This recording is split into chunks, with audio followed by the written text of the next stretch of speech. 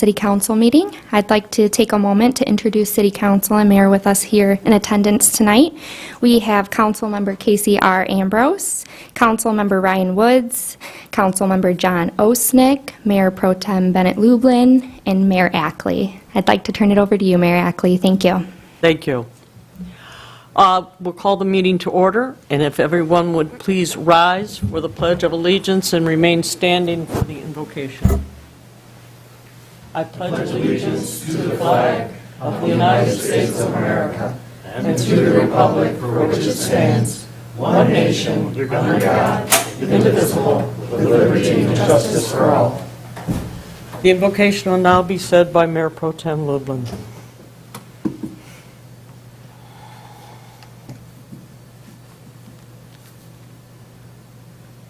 Thank you. Dear God, we ask you to preside over this meeting tonight. Help us to act as a unified team to open our hearts and make fair and just decisions that improve our community. Also, may we come together as a whole with the courage and strength to show kindness and compassion as we collectively work towards the betterment of humanity. Amen. Amen. Okay, would the clerk please call roll? Ackley, Here. Ambrose, Here. Fernandez, Locke, Lublin, Here. Osnick, Here. and Woods. Here. Madam Mayor, Councilmember Locke has called, and this post office hasn't turned her loose yet, so she's going to be a little late.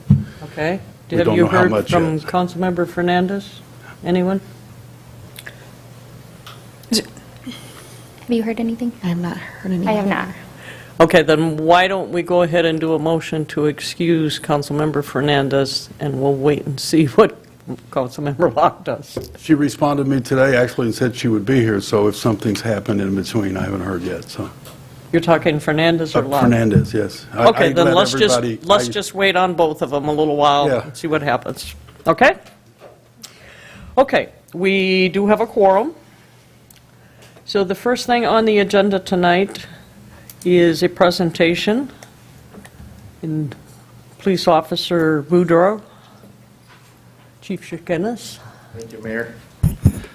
Good evening, Council. I don't know if you noticed, but this is the third meeting. We brought new police officers in for introduction to the City Council.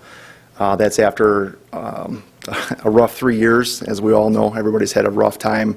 The police profession has been hit particularly hard, and we were not immune from that. So we're seeing our ranks come back up, and we're going to be pleased to introduce another police officer to you tonight. Well, before you start with your administer the oath, Yeah. maybe one council meeting, you could bring some of these new police officers in and lead them around the council chambers, because there's a whole lot of them out there. I still don't know who they are. We can do that, Mayor. Let's have a police parade. Yeah, an introduction, meet and greet. All right, thank you, Mayor. Good evening, Council. Officer Mark Boudreau, will you please stand up? Sir. Officer Mark Boudreau joined our department in March as a full-time police officer. Mark grew up in Dearborn and graduated from Dearborn High School. He went on to receive his bachelor's in science and criminal justice with a minor in theater. He attended the Oakland Police Academy in the fall of 2013. He began his career at the Adrian Police Department in 2014 and has spent the last 8 years there before coming to us. Mark is an FTO, a field training officer, and brings a wealth of knowledge from a Collegetown Police Department. Here tonight is his mom, Kim, and his stepdad, Lane. Ma'am, can we swear him in? And it's sitting on my desk, isn't it? The oath? Yes. Yes. I went back. I can go grab it. I apologize. That's okay. I went back to grab it, and it's sitting there. Not a problem. If you want to go ahead and introduce yourself to council while we have a moment on my fault. Does he tap dance or do a routine? He might tap dance, maybe. Don't test this in Maybe do a little Hamlet before we get done. They don't have a board.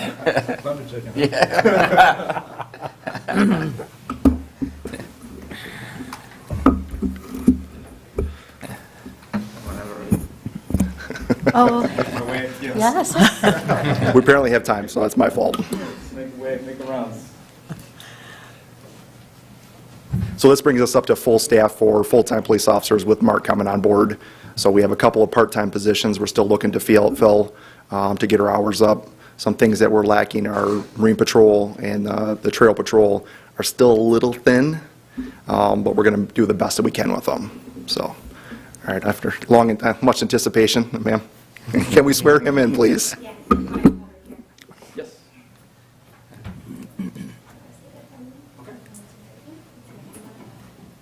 I do solemnly swear or affirm that I will support the Constitution of the United States of America, the Constitution of the State of Michigan, the Charter and ordinances of the City of Walden, and that I will faithfully discharge the duties of Office of Police Officer according to the best of my ability. I do. All right, congratulations. Thank you. Wonderful.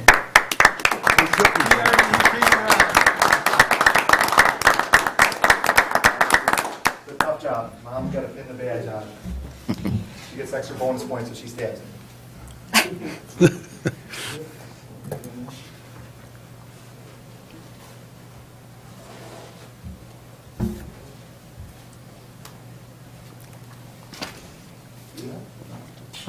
Yeah.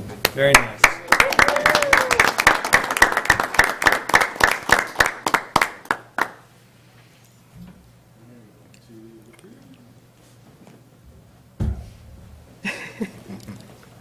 Thank you, Council. Thank you. Certainly.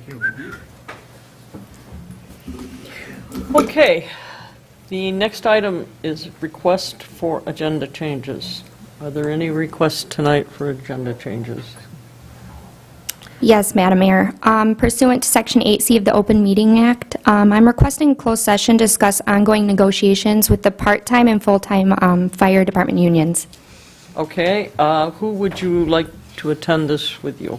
Myself and City Manager Witt and Police Chief Shekinez, please. Okay. Do I have a motion to go into executive session Oh, so Nick, you'll make the motion? at the end of the meeting? Okay, we have What's a second? a second? All those in favor? Aye. Opposed? Okay, we're all set. Anything else, Madam Clerk?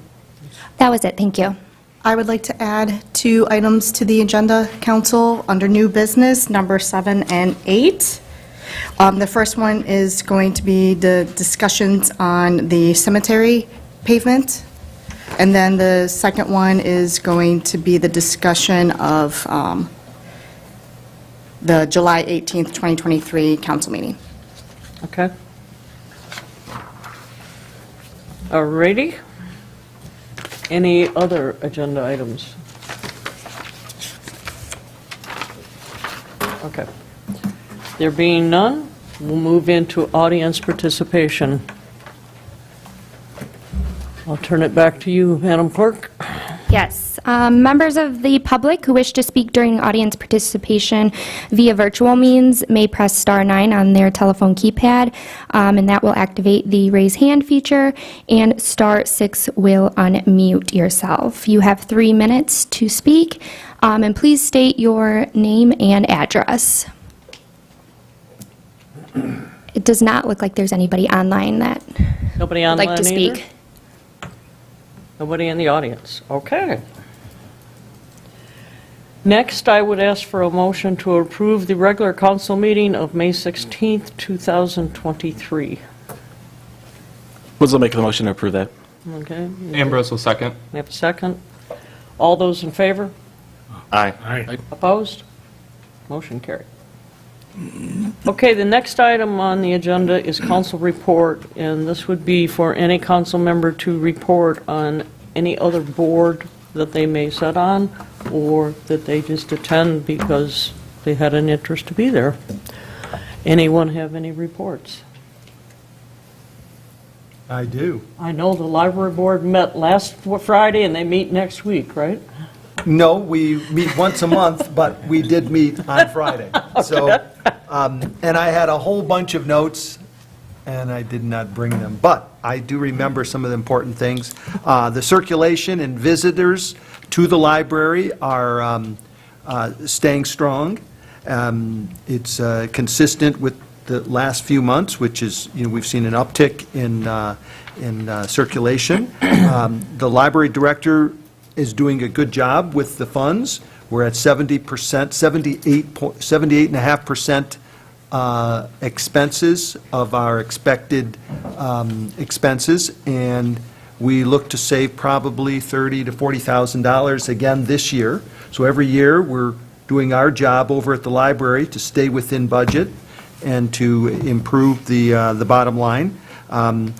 We are going to be doing a major renovation, and that is to begin, I think we are going to close on August 21st, or somewhere the Saturday at that junction, and we'll be closed for about 2 to 3 weeks, and then we'll have some type of grand opening, and, when we get things in order. So, summer reading, I think, ends August 12th. The attendance for the different events or the library, the things that they do, especially the kids, are probably like 30 to 40, like full house type stuff. So the library is actually doing very well, and it's being well attended. So that is my report. I thank you very much. We'll give Mindy a chance to catch her breath, and maybe she'd like to do something to report on Parks and Rec or something. I wasn't at the last meeting, so Pardon me? I wasn't at the last meeting.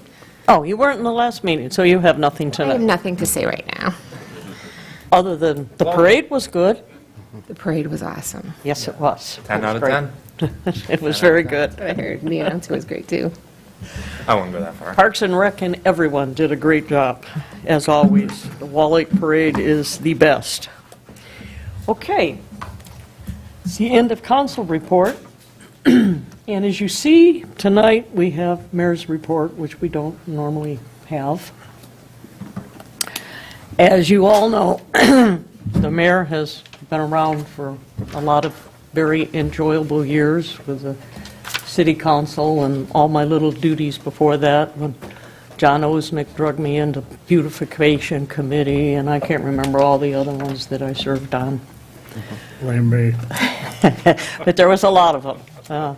We all moved flower pots for Artis Mercer and planted bulbs and all that kind of stuff.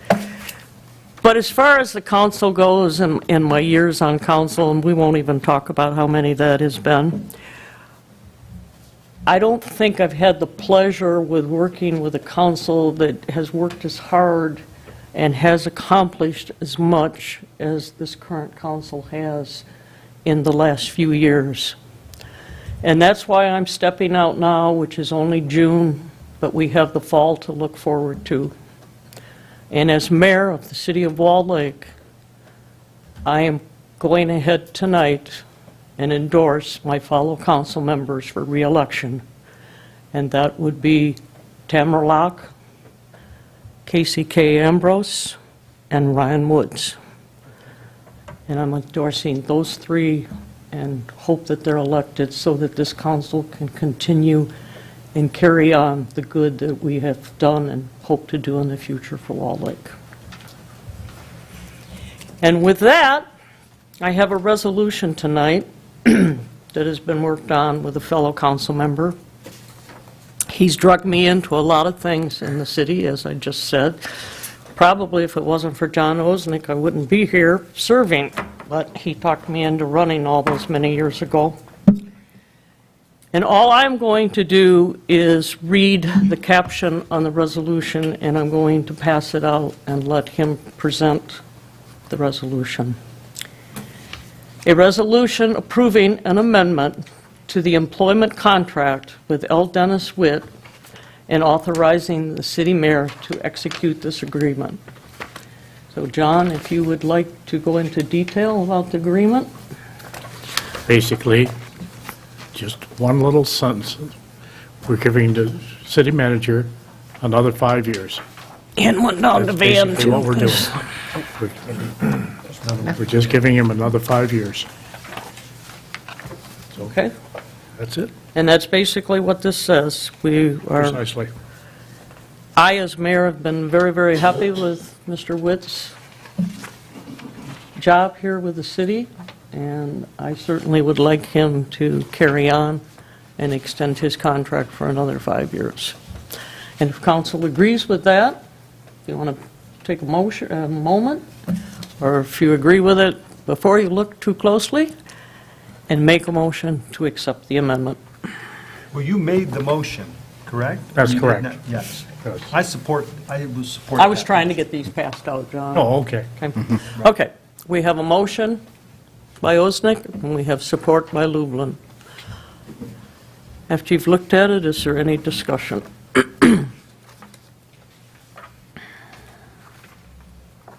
I will put some input in that I think our city manager has done a great job, and he continues to lead the entire city. All the departments are working well, and we've seen great improvements with, all of our equipment in all departments, our roads, our major roads, the work, we've done some subdivisions, we've really done a lot of wonderful things, our infrastructure. I mean, there's so many things to be thankful for, and we continue to do it without debt, and I'm happy, I'd be very pleased for him to accept and to stay on for as long as he can, because the ship is, the city is run well, and I hope we even get an extra 5 years out of you, Dennis. I'll take that. So I just wanted to make that comment. Thank you. Anyone else? If there's no one else, could we have a roll call on this one, please? Ambrose, Yes. Fernandez, Yes. Locke, Lublin, Yes. Osnick, Yes. Yes. Woods, Ackley. Yes. Motion's carried. Now, I've got copies of these two at the end of the meeting if you need them. Mayor, Yes, sir. as your city manager, does this mean my August 15th retirement date is going to be delayed 5 years? I would say your retirement date is 5 years from today. That would be June 20th, 2028. I accept, Good. Oh, good. Okay. accept. I was hoping you would say that. We'd kind of have egg Thank on you. our face if you didn't, so. The resolution regarding the cemetery, do I hold that off until we have our discussion? Mr. City Manager? We have, It's the discussion item number 7 on the cemetery roads. Should we go ahead and do the we resolution? can do that as you choose. The cemetery, as you know, needs a lot of work. I think I would call on Ms. Pesta, the finance director, who's also working the numbers, and if we want to hear about the specifics of the construction, there he is over there behind we got Mr. Lake. So let's start with Ms. Pesta to give us a background on why we got the money and why we would do the cemetery as opposed to some other area. Thank you, City Manager. Thank you, Mayor and Council. Yes, as you know, we have a regulation through the state of Michigan. It's called the Michigan Cemetery Regulation Act of 251. It requires all sales and proceeds that happen within the cemetery for us to put in not less than 15% of all proceeds into a reserves fund, and that is to use for perpetual care and maintenance of our cemetery. We are pretty much a built-out cemetery, so we've been saving the reserves for a number of years. Right now, our reserve is over $63,000, and our roads in the cemetery are in desperate need of some love and tender care. So we are looking to use those reserves, because you can only use it for the cemetery maintenance, to get those roads in there repaired. So we are looking to talk to council about doing that. Our DPW Superintendent Dan Ladd has gone out to one of our local vendors, HG Sarter Asphalt. We've used him before in the past. He has bid us around $50,000 to do the entire cemetery, which would be a 2-inch overlay. If you'd like a little bit more detail, I'd be more than happy to pass it off to the DPW superintendent, but that's as brave and dangerous as I'd get with what we're getting quoted for.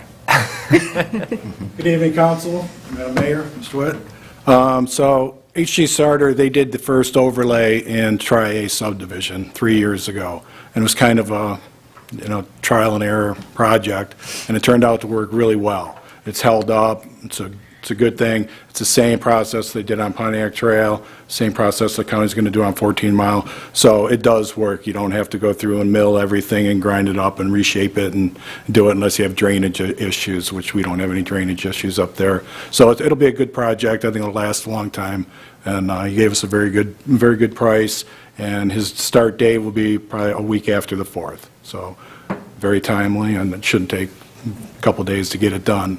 There's another phase of the project, the restoration along the edges. He quoted doing topsoil, seed, and straw at $12,000.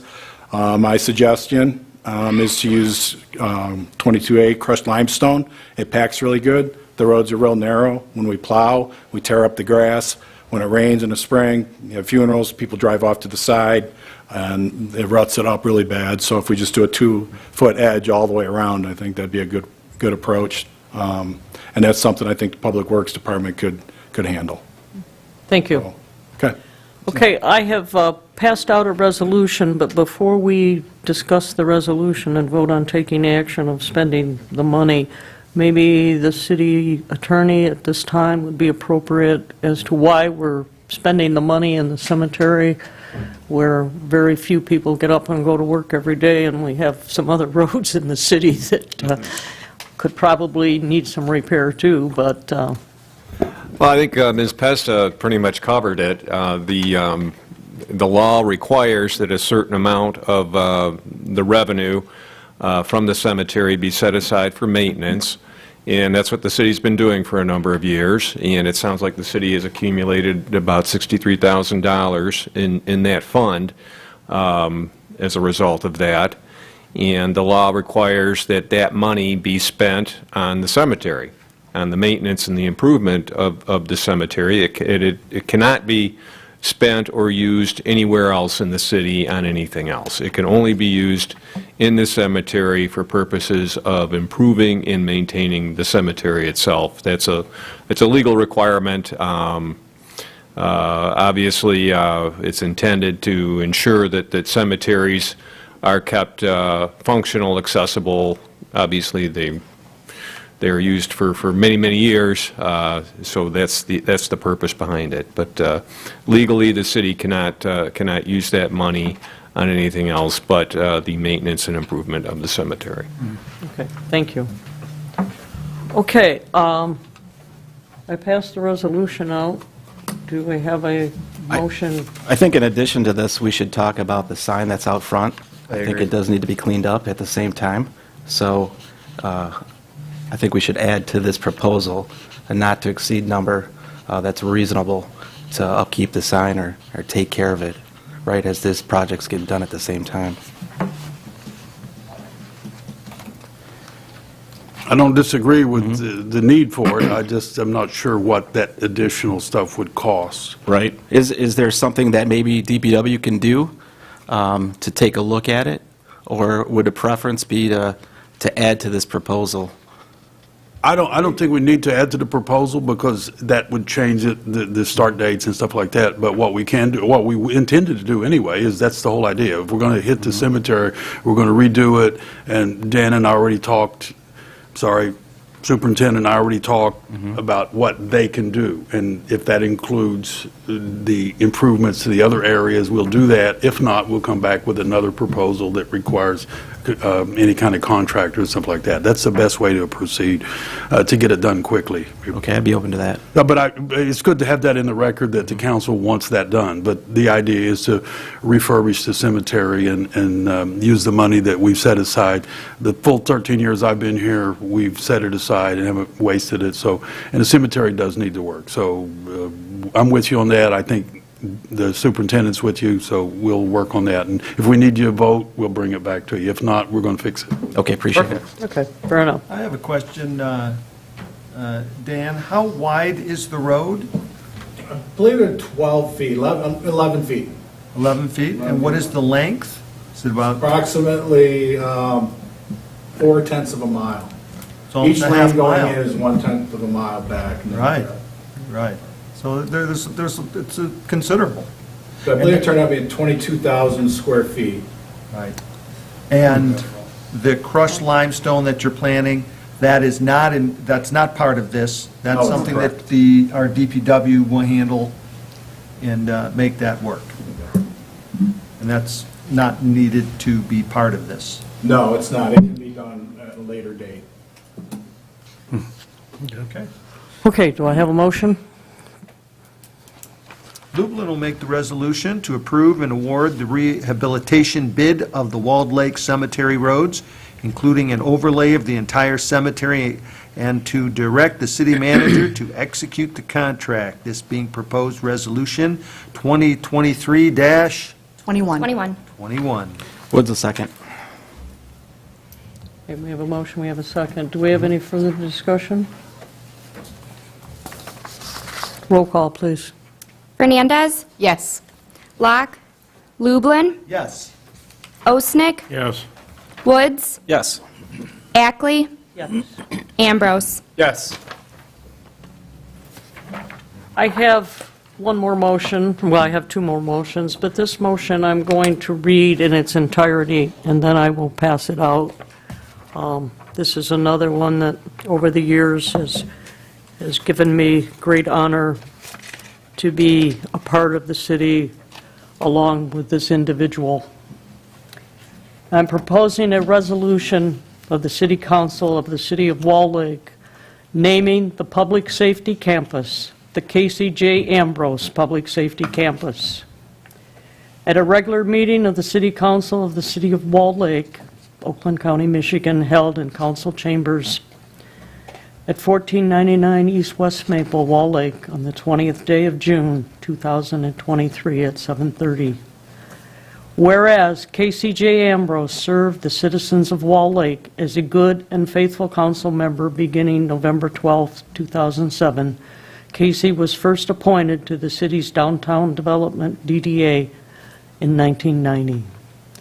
Whereas Casey's life is a record of his devotion towards his community and family, Casey's ambitious personality is exemplified through his work as a business owner of Casey's of Wall Lake and his commitment to being a public servant. With over 30 years of service, the city of Wall Lake has been transformed into a better community from the passion of Casey's efforts. Whereas Casey served as a council member and mayor pro tem, where he advocated for the city's long-term financial health and improvements of the city services, Casey fought unwaveringly for the integrity and justice in Wall Lake, and his positive outlook for the city of Wall Lake lives on. Whereas, in addition to his service on the city council, Casey served as Downtown Development Authority chairman. Casey worked steadfastly to ensure local businesses had the resources and support they needed to thrive in Wall Lake. Casey also served as the Wall Lake representative on the Wall Lake Improvement Board. A tireless defender and promoter of Wall Lake, Casey's leadership abilities have proven successful as he has helped guide the board toward financial stability, infrastructure improvements, and development of the city's public safety campus. The City Council wishes to honor Casey J. Ambrose, who provided extraordinary services to the Wall Lake community, as underscored by the above testament and by the development of the Wall Lake Trail and Public Safety Campus. Now therefore be it resolved by the City Council of the City of Wall Lake, County of Oakland, State of Michigan, Section 1. The City of Wall Lake hereby names the Public Safety Campus as the Casey J. Ambrose Public Safety Campus. Section 2, the city manager is instructed to provide the appropriate memorial and signage. And that is my motion, folks. And I ask at this time Did I have a motion to approve? Osnick will make that motion. Is there a second? Ambrose will second.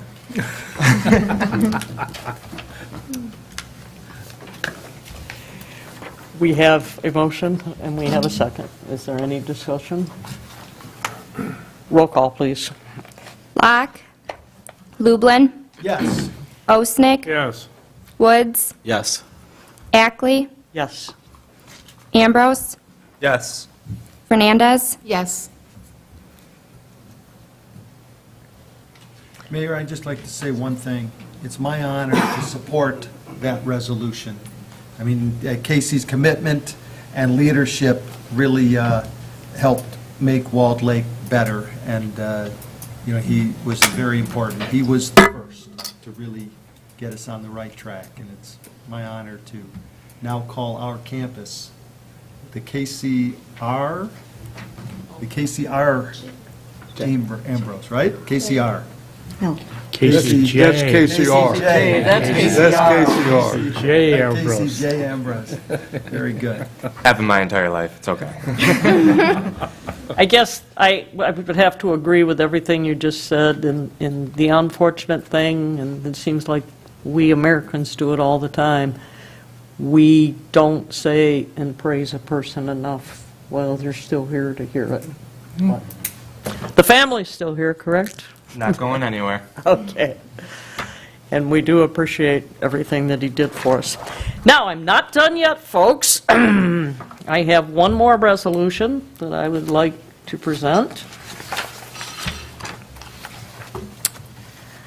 And this resolution would be to cancel the regularly scheduled city council meeting of July 18th, 2023, plus boards or commissions that do not have any pending agenda items, and to direct the city clerk to post notice of the meeting cancellations. I think it's appropriate with summer here, vacations, not any pressing business that I'm aware of. The city manager and staff has pretty well wrapped everything up for this month, so let's cancel the meeting. Do I have a motion to approve the resolution? So moved. Woods will second. Any discussion? Roll call, please. We can always have a meeting if we need it. So if there's anything needed, we can have a special meeting. Precisely. That's correct. Exactly. We can always have a meeting, Absolutely. as long as you leave your music at home. Roll call, please. Lublin. Yes. Osnick. Yes. Woods. Yes. Ackley. Yes. Ambrose. Yes. Fernandez. Yes. And Locke. Okay. Last on my report here tonight is the appointment to boards and commissions. So we're going to start, aren't we, Miranda? And Chelsea. Yes. Okay. The first one I have is to appoint Richard Gunther to the Board of Review to a term that expires February 1st, 2026. Correct. This will be Resolution 2023-24, a resolution accepting the mayor's nomination to appoint Richard Gunther to the Board of Review pursuant to the requirements of the city charter, making an appointment to the Board of Review. Woods will make the motion to approve. Okay, we have a motion, support? Second. Second. Okay, Fernandez. and let's do this just by a general vote, unless anybody has a rather than roll call. All those in favor? Aye. Opposed? Motion carried.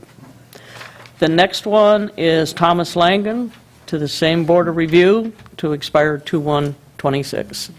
This is Resolution 2023-25, a resolution accepting the mayor's nomination to appoint Tom Langen to the Board of Review pursuant to the requirements of the city charter, making an appointment to the Board of Review.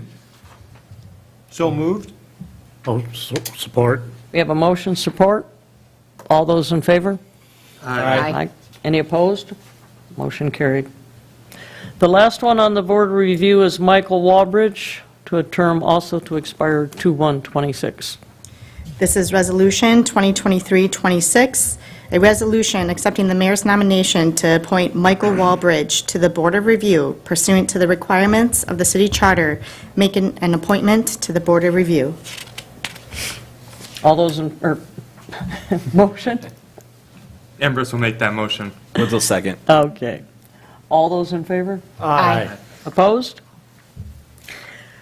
The next is appointment to the Building Authority, would be David Erickson, to a term to expire 2/1/26. This is Resolution 2023-27, a resolution accepting the mayor's nomination to appoint David Erickson to the Building Authority pursuant to the requirements of the city charter, making an appointment to the Building Authority. Osnick will make the motion. Woods will second. Okay, we have a motion, we have support. All those in favor? Aye. Opposed? Motion carried. The next one is Michael Walbridge to the Building Authority, term to expire 2/1/26. This is Resolution 2023-28, a resolution accepting the mayor's nomination to appoint Michael Walbridge to the Building Authority pursuant to the requirements of the city charter, making an appointment to the Building Authority. Motion, please. Lublin will make the motion. Woods will support. Okay, we have motion support. All those in favor? Aye. Opposed? Motion carried. Moving to the Downtown Development Authority.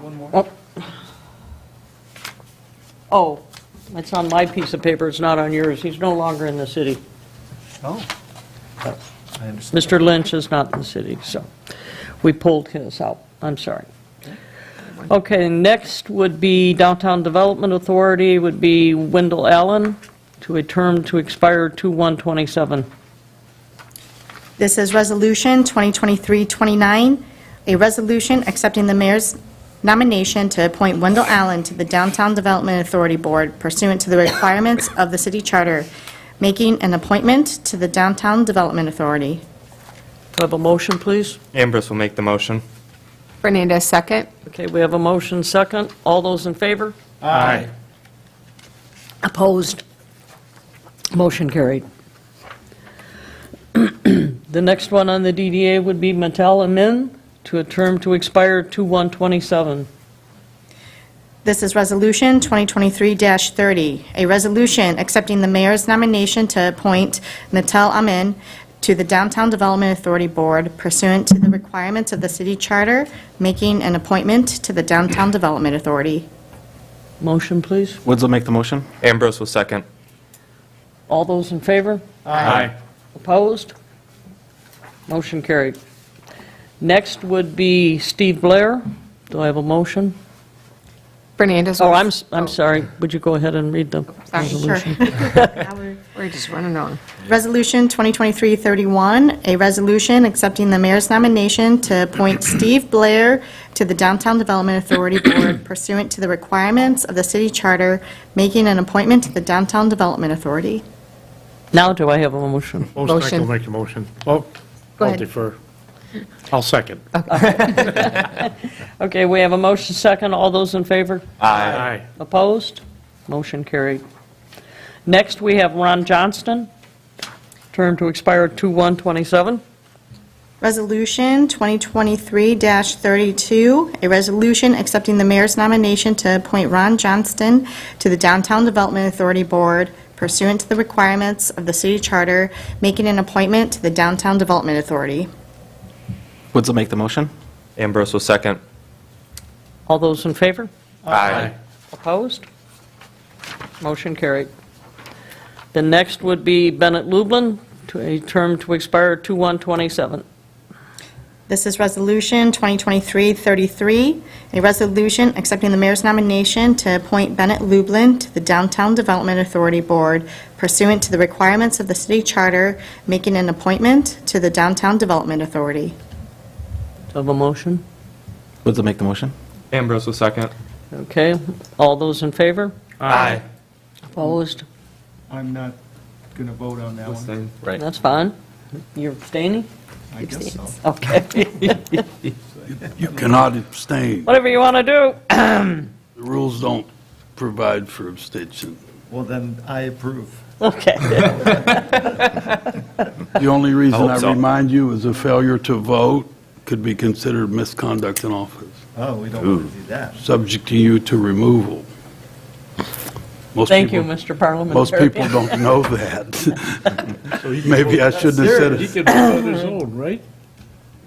Well, if you have a conflict, but you can't just abstain because you don't like something, or you got to vote, in most cases. Okay. There's no conflict. There's no conflict. If it gets real technical, we'll call the lawyer in, but I would vote before you. I have one.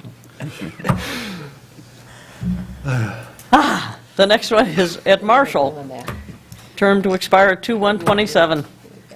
Resolution 2023-34, a resolution accepting the mayor's nomination to appoint Ed Marshall to the Downtown Development Authority Board pursuant to the requirements of city charter, making an appointment to the Downtown Development Authority. Dubin will make the motion. Ostenko support. All those in favor? Aye. Opposed? Next would be Matthew McDonald. This is Resolution 2023-35, a resolution accepting the mayor's nomination to appoint Matthew McDonald to the Downtown Development Authority Board pursuant to the requirements of the city charter, making an appointment to the Downtown Development Authority. Fernandez to motion. Ostenko support. All those in favor? Aye. Opposed? Motion carried. The next one, I've heard his name pronounced so many different ways, I'm probably going to blow it. No, Michigan. Okay, that's where I was going. Kevin Masigian, to a term to expire 2/1/27.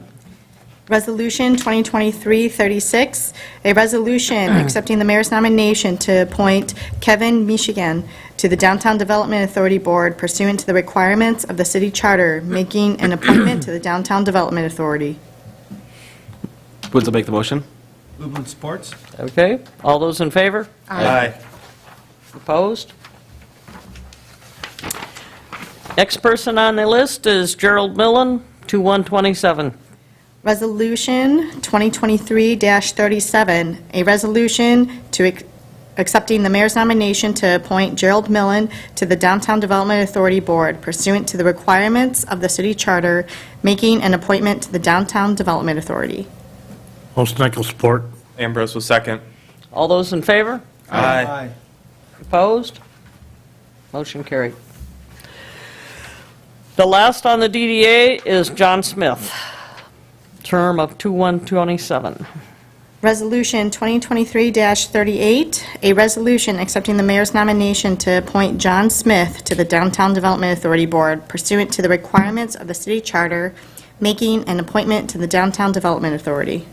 Woods will make the motion. Support. Okay, we have motion support. All those in favor? Aye. Opposed? Motion carried. Next, we have the Library Board. The first on the list is Mordecai Ambrowitz, to expire 2/1/26. Resolution 2023-39, a resolution accepting the mayor's nomination to appoint Mordecai Ambrowitz to the Library Board pursuant to the requirements of the city charter, making an appointment to the Library Board. Do I have a motion? Woods will make the motion. Support. All those in favor? Aye. Opposed? Motion carried. The next is Barbara Garbett, to expire 2/1/26. Resolution 2023-40, a resolution accepting the mayor's nomination to appoint Barbara Garbett to the Library Board pursuant to the requirements of the city charter, making an appointment to the Library Board. Do I have a motion, please? Ambrose will make that motion. Second. Okay, we have motion support. All those in favor? Aye. Opposed? There being none, motion carried. Next is Maureen Langen, to expire 2/1/26. Resolution 2023-41, a resolution accepting the mayor's nomination to appoint Maureen Langen to the Library Board pursuant to the requirements of the city charter, making an appointment to the Library Board. Ostenko make the motion. Woods will second. Motion to approve? I'm sorry, all those in favor? Aye. Opposed? Motion carried. The next one is Viola Oznick to expire 2/1/26. Do I have a reading? Resolution 2023-42, a resolution accepting the mayor's nomination to appoint Viola Osnick to the library board pursuant to the requirements of the city charter, making an appointment to the library board. Motion, Ost Nichol please. makes the motion. Support. Good move. You better believe it. All those in Yeah. favor? Aye. Opposed? The last one on the library board is Margaret Schwartz to expire 2/1/26. Sorry. Resolution 2023-43, a resolution accepting the mayor's nomination to appoint Margaret Schwartz to the library board pursuant to the requirements of the city charter, making an appointment to the library board. Do I have a motion to approve? I'll make the motion. Woods a second. All those in favor? Aye. Opposed? We are almost done, folks. I only have 2 more pages to go, if I make it. The next is Parks and Rec. We have Michelle Arnold to expire 2/1/26. Resolution 2023-44, a resolution accepting the mayor's nomination to appoint Michelle Arnold to the Parks and Recreation Commission pursuant to the requirements of the city charter, making an appointment to the Parks and Recreation Commission. Do I have a motion, Make please? the motion. Woods a second. All those in favor? Aye. Opposed? The next one is Mindy Fernandez. Resolution 2023-45, a resolution accepting the mayor's nomination to appoint Mindy Fernandez to the Parks and Recreation Commission pursuant to the requirements of the city charter, making an appointment to the Parks and Recreation Commission. Woods will make the motion. Support. Okay, we have a motion. All those in favor? Aye. Opposed? Motion carried. Next one is Dennis O'Rourke to expire 2/1/26. Resolution 2023-46, a resolution accepting the mayor's nomination to appoint Dennis O'Rourke to the Parks and Recreation Commission pursuant to the requirements of the city charter, making an appointment to the Parks and Recreation Commission. Have a motion, please. Fernandez will make the motion. My brain. Okay. All those in favor? Aye. Opposed? There's just a few of these. Next one is Brian Massey, 2/1/26. Resolution 2023-47, a resolution accepting the mayor's nomination to appoint Brian Massey to the Parks and Recreation Commission pursuant to the requirements of the city charter, making an appointment to the Parks and Recreation Commission. Woods will make the motion. Ambrose will second. All those in favor? Aye. Opposed? Motion carried. Next one is Giovanni Johnson.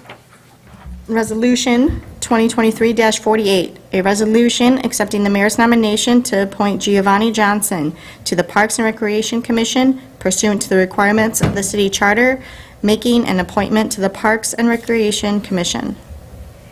Motion, please. Fernandez will make that motion. Woods will second. All those in favor? Aye. Opposed? Motion carried. Last one on Parks and Rec is Robert Robertson, 2/1/26. Resolution 2023-49, a resolution accepting the mayor's nomination to appoint Robert Robertson to the Parks and Recreation Commission pursuant to the requirements of the city charter, making an appointment to the Parks and Recreation Commission. Do I have a I'll make the motion? motion. Ost Nichol support. All those in favor?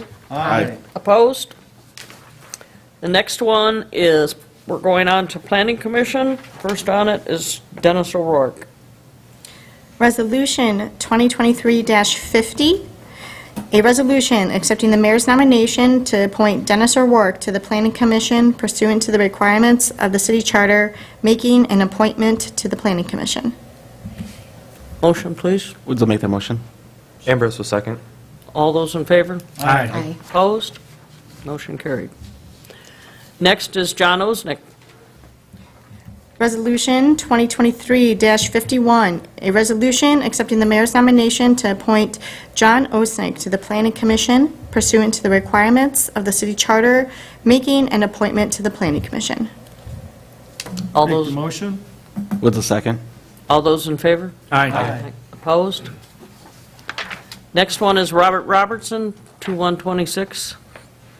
Resolution 2023-52, a resolution accepting the mayor's nomination to appoint Robert Robertson to the Planning Commission pursuant to the requirements of the city charter, making an appointment to the Planning Commission. Do you have a motion?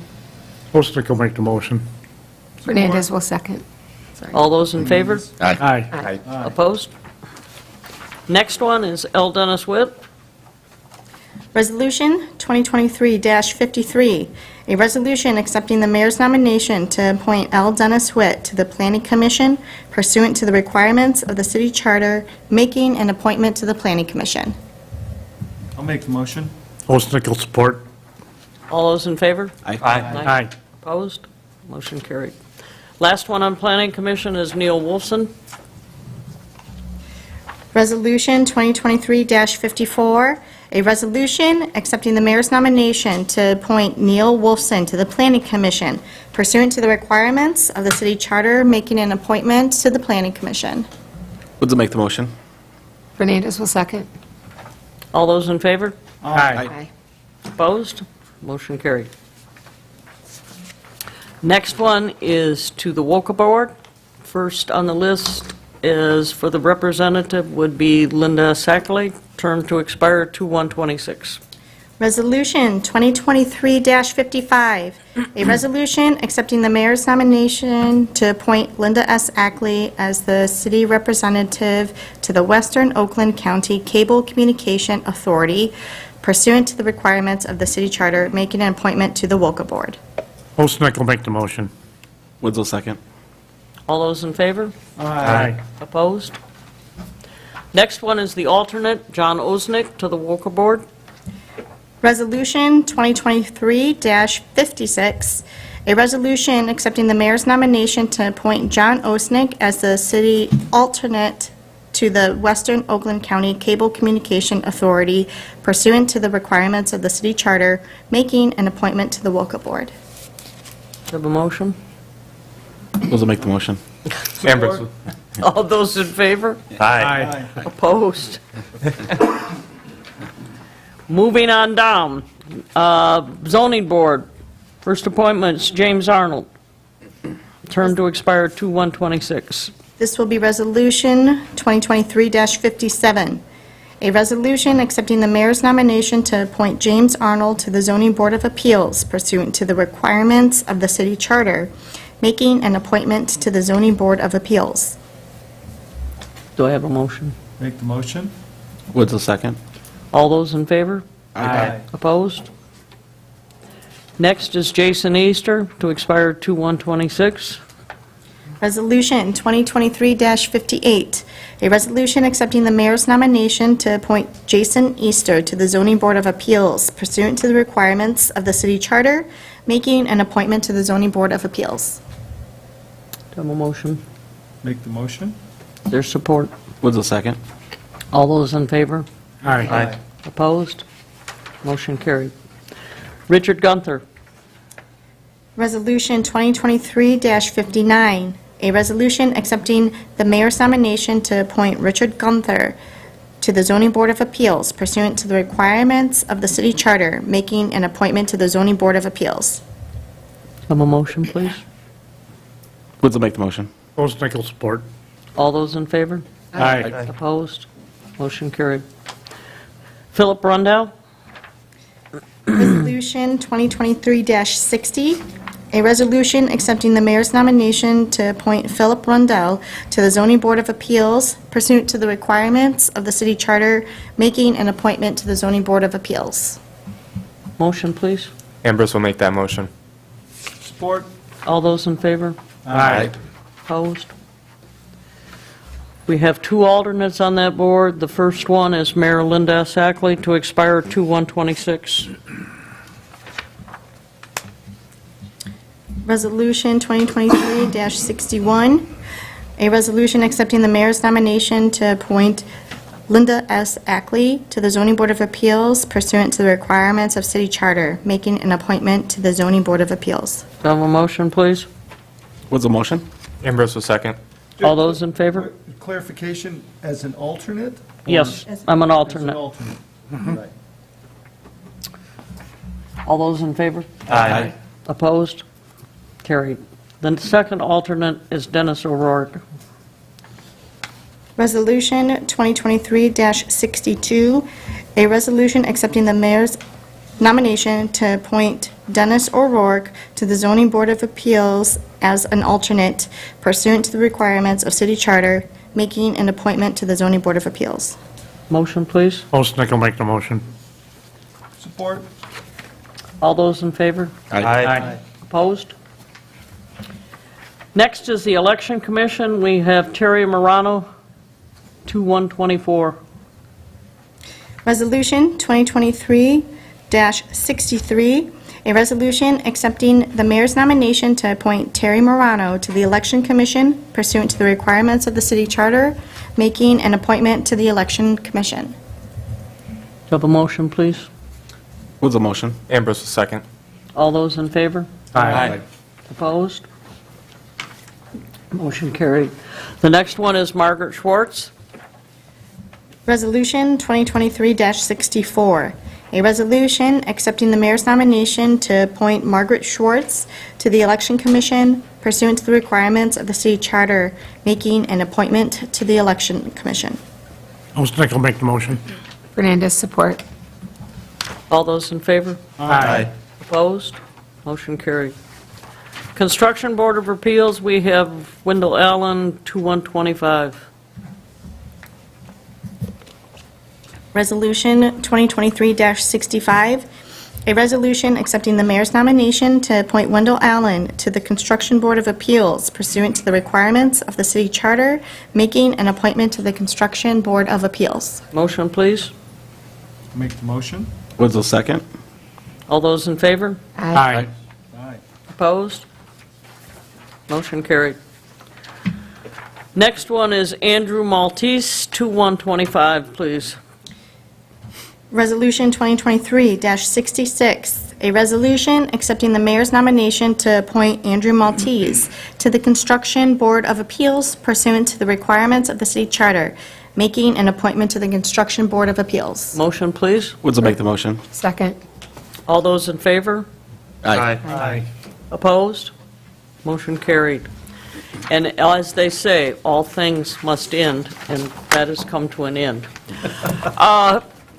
Thank goodness. Chelsea and I are ready.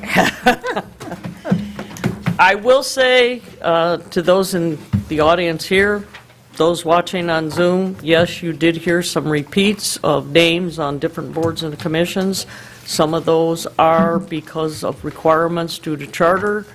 Others are because they've been on the board and there's no one else come forward. We do have vacancies. We are looking for people to serve and would be more than happy to take someone's application and find a board for them to serve on. It's loads of fun and you're helping the city. And I believe the longest mayor's report I've ever done is over with. City manager, you're it. Madam Mayor, let me begin by asking the council to move to receive and file the consent agenda consisting of the departmental and divisional statistical reports. Do I have a motion, please? Lublin will make the motion to receive and file. What's the second? Any questions or comments? Okay, on this, we'll do a roll call vote, please. Osnick, Yes. Woods, Yes. Ackley, Yes. Ambrose, Yes. Fernandez, Yes. Locke, Lublin, Yes. Okay, motion carried. Madam Mayor, I have a couple of other items here. I would like to give a council an update on some of our financial situation. I'm going to ask Ms. Pesta to give you an update on water delinquencies, taxes, delinquencies. It's gotten out of hand, so we need to create the record. Are you ready to give a brief to council on just how many people are not paying their share? Yes, sir, I am ready. Good evening, Mayor and Council. Currently, we are getting ready for our 2023 tax season, and we have to roll every year delinquent water, sewer, and refuse for any accounts that are delinquent in excess of 180 days, which is around 6 months. Those number of accounts are continuously to rise each and every year. Last year, there were around 100 accounts amounting to $90,000 in delinquencies. That number of delinquencies has increased over 31% in 1 year.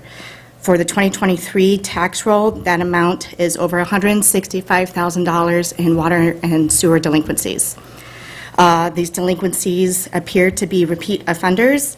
This, in turn, ends up affecting our city water and sewer rates and puts that burden back onto our tax-paying residents with those increased rates to their water and sewer bills. We've been working with WRC, and there has been continual discussion with them.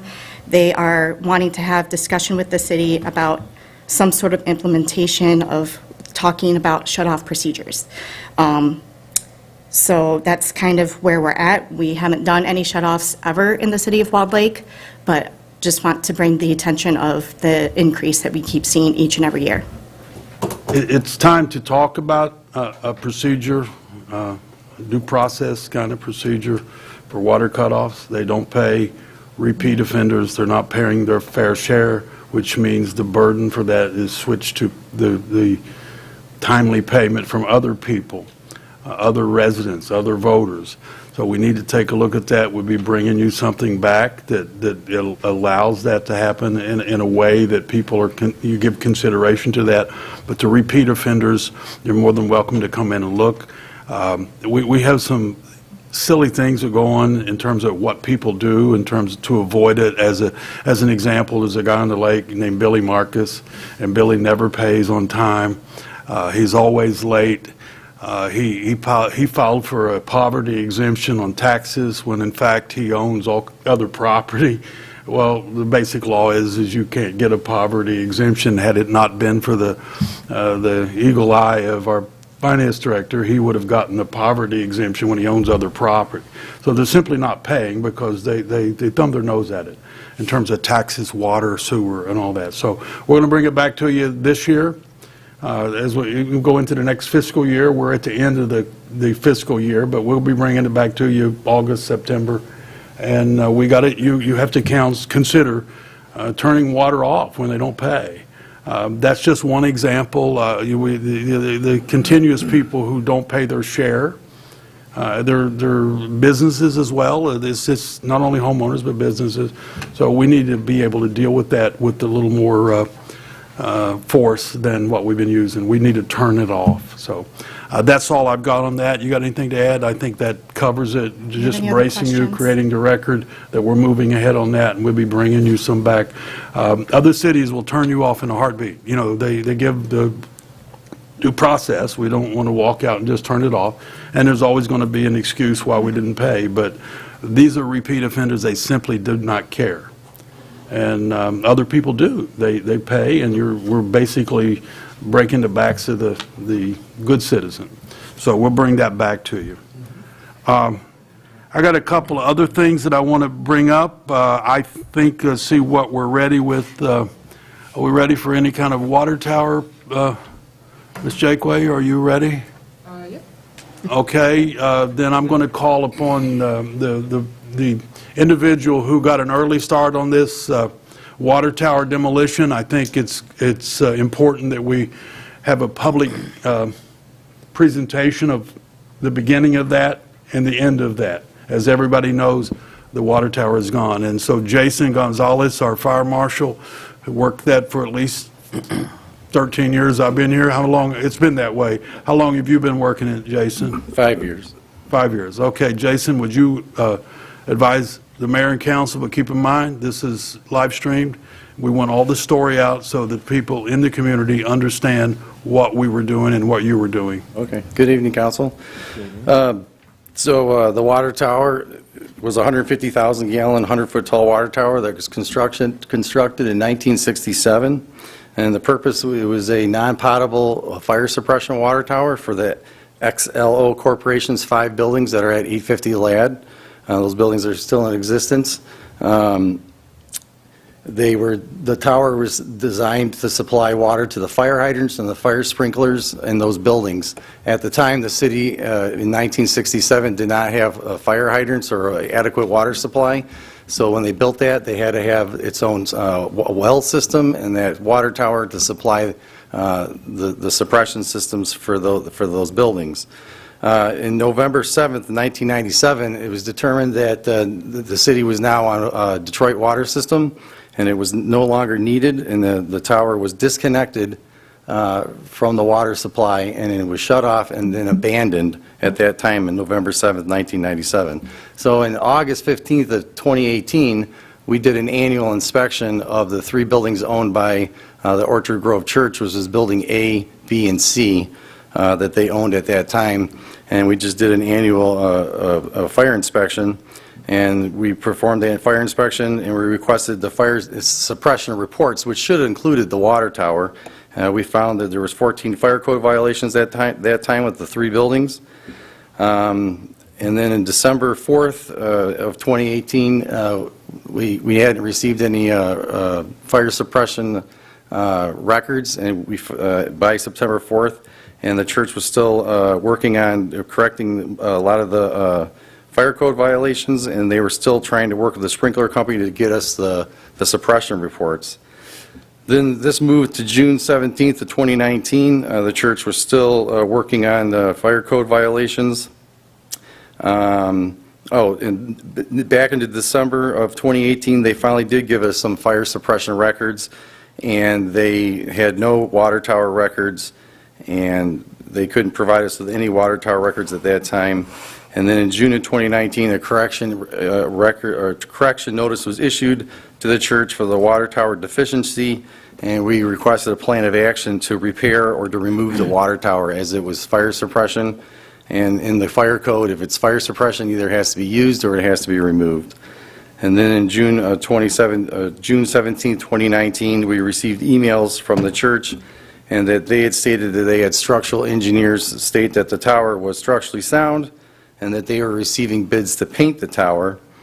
But the fire department, we never received any plans from them. We requested from them to give us any structural engineering plans and any plan of action that they had for the tower to be forwarded to us and to the city building department, but that was never done. This moves us to July 16th of 2019. We did receive a few water tower records, and at that time it was explained that the tower was not needed and that it was shut down and that it was taken out of service and abandoned. Again, we asked for a plan of action for the tower and structural engineering records, if they had a structural engineer look at it, but we again received no plan of action, and another a violation notice was issued for the tower. On August 14th, 2019, we were requested to have a meeting with the fire chief and myself by Vicki Kramer of Orchard Grove Church. So August 21st of 2019, we did have a meeting with Chris and Vicki Kramer and another member of the Orchard Grove Church at the Wall Lake Fire Department. And the fire department explained our position on the water tower, that it was abandoned since 1997 with no maintenance, that it was not needed, and we felt it needed to be removed per the fire code, and it was an unsafe structure. They again wanted it to be painted and to be used as a billboard and for some other uses.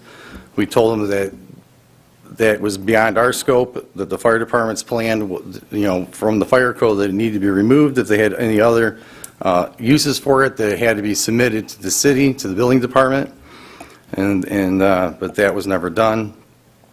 And on February 2nd, one of the 2, Building A and B, were sold. A plan review was done on Building B, and at that time, during the fire marshal's plan review, the water tower was deemed to be an unsafe structure, as it has been abandoned since 1997. And then March 15th, 2021, another email was sent to the church asking for the water tower for them to provide us with an action plan by March 29th, 2021.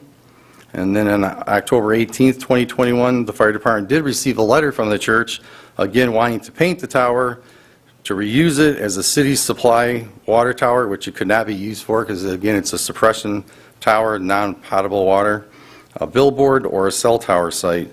Again, we asked them to submit something formally to the city's building department, and nothing was done.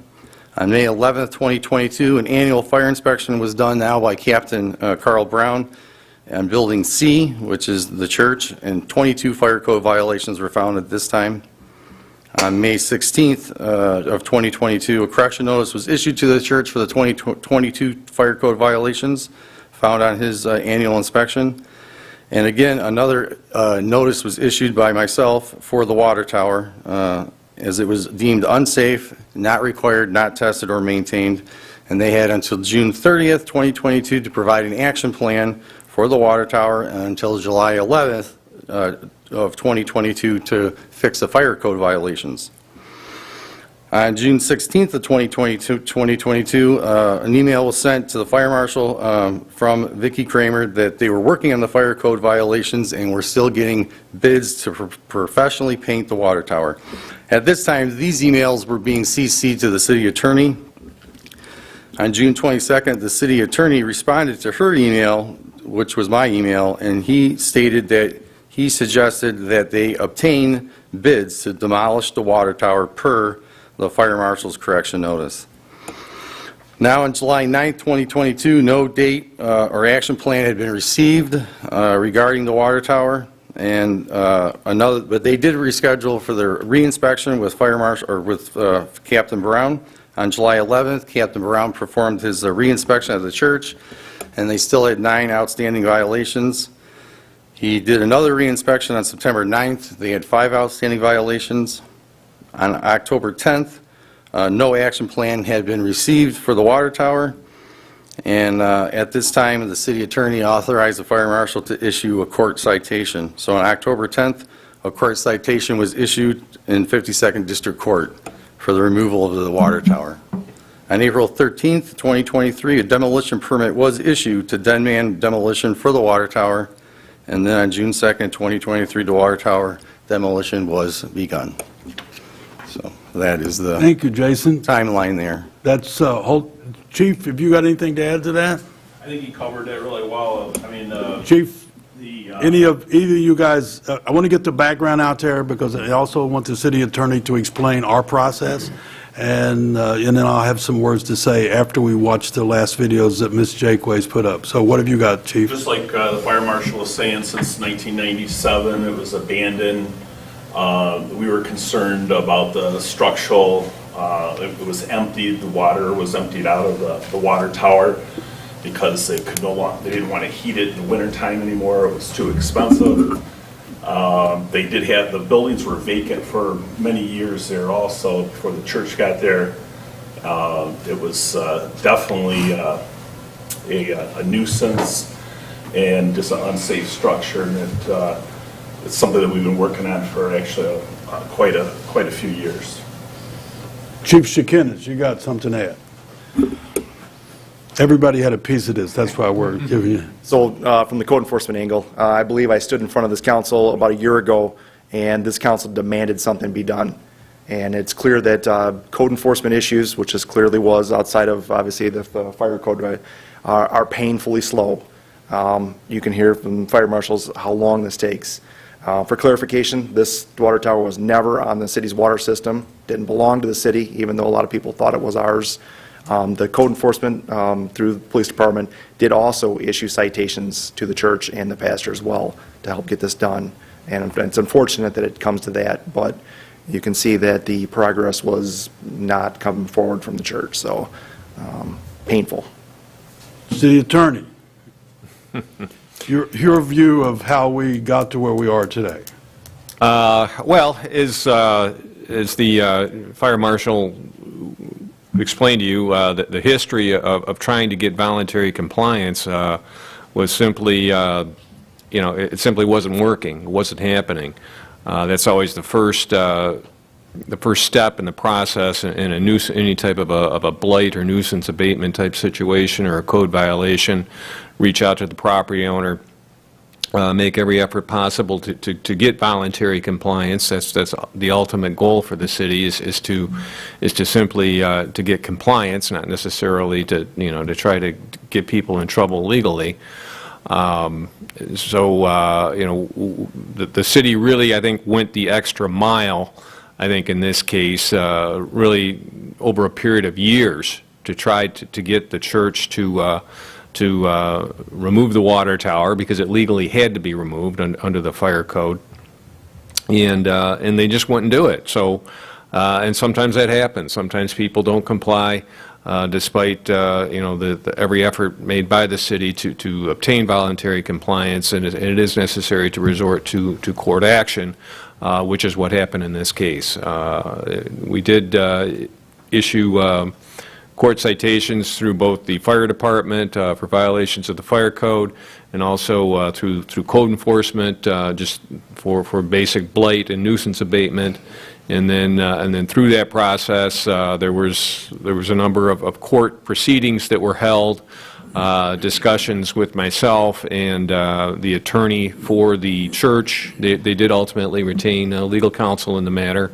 And, we did have a number of court appearances where we, had extensive discussions and looked at different alternatives and sort of had to, I guess, no pun intended, but to bring them to Jesus that there was simply no other alternative here, things like using it as a billboard or using it as a cell tower, all these other ideas that they had, or repainting it, that those just weren't legally viable options for the church, and that it really did need to come down. So it was an extensive, lengthy process. We had meetings here at the city that the city manager was also involved in with their attorneys and their representatives, and we were able to partner with with another property owner in that same industrial complex, who was able to ultimately partner with the church,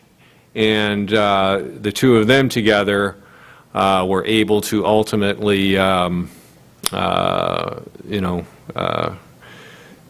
gather the necessary resources in order to take the water tower down, and then ultimately it did come down just over these past few weeks. So it was a project, it was a process, and sometimes that's the way it goes, but in the end, it worked out and the city's objectives were achieved.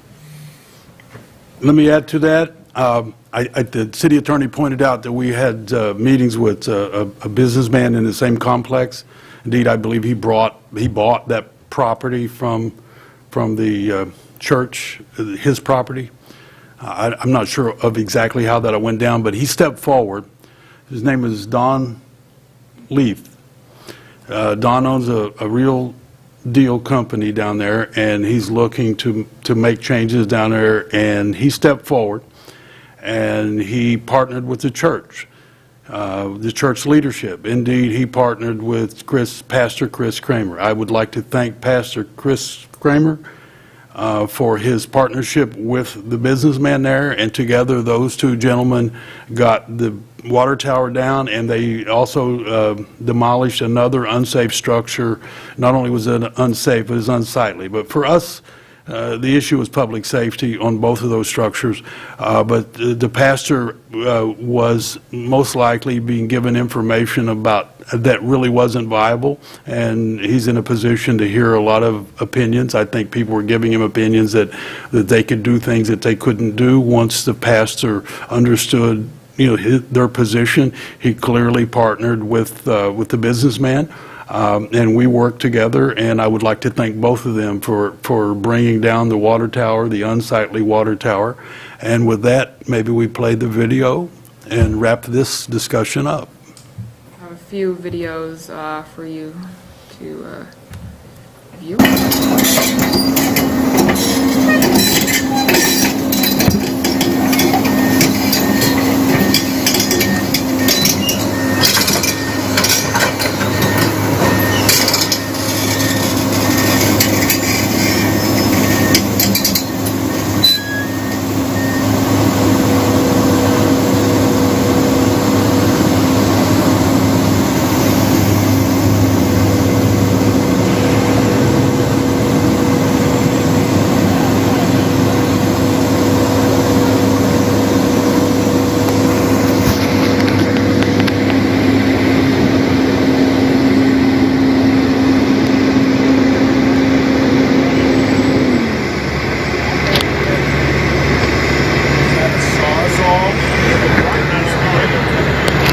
No. That was just a push. Actually, you're settling tone.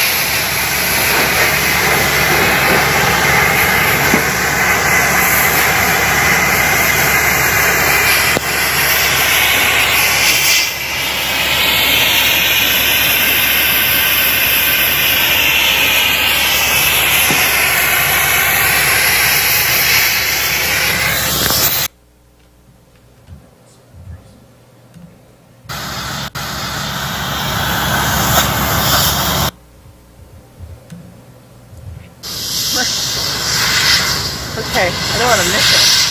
Well, that's the other thing. I didn't want to jinx it. I didn't see anybody getting that. They're pointing.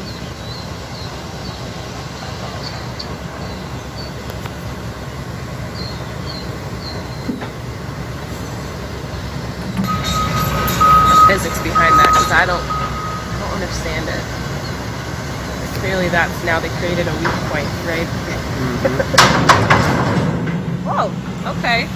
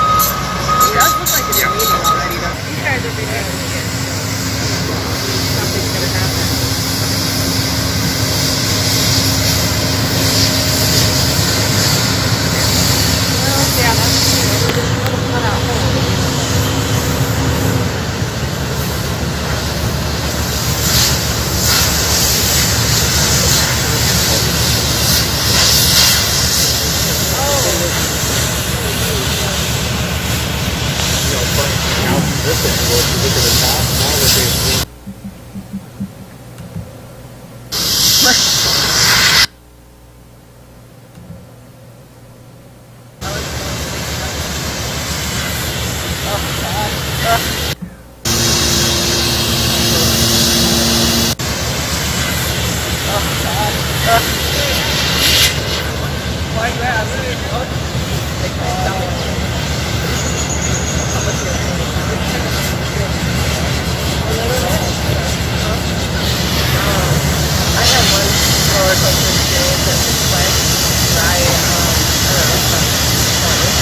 Dangerous cut right there. What's that, John? That's the most dangerous cut right there. Taking out that last little bit of support. So I cut down a tree.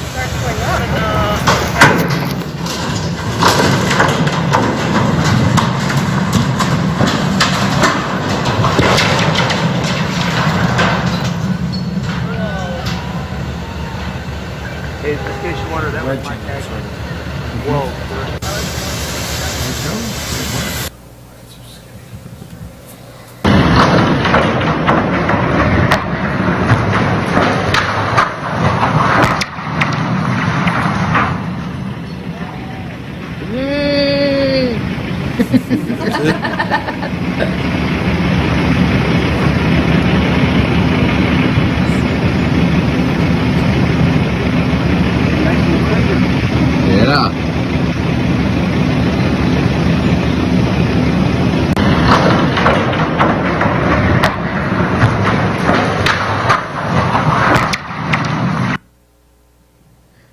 Very satisfying.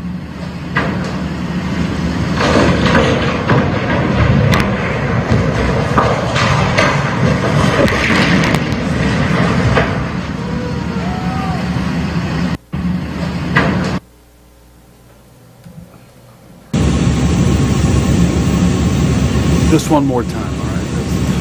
Okay.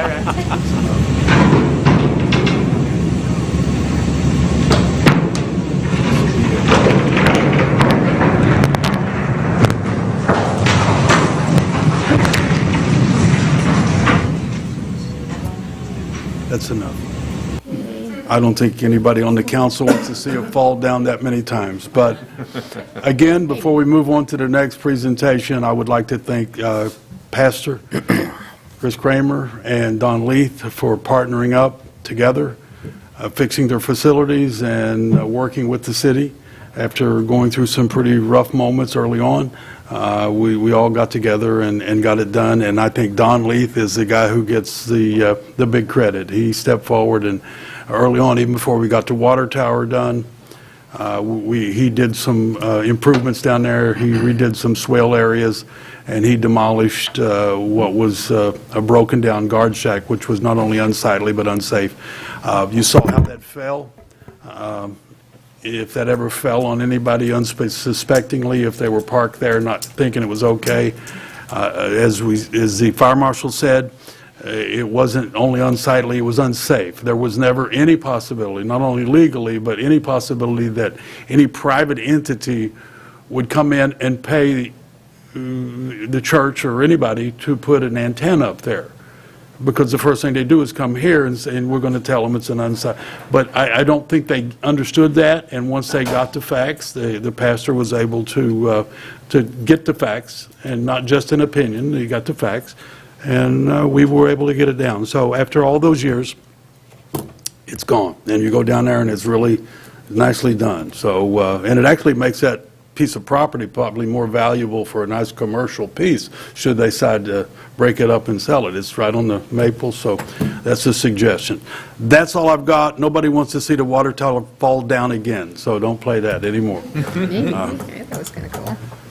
I was okay with it. Anybody want to see it again? I got it. All right, I have another one. I'm going to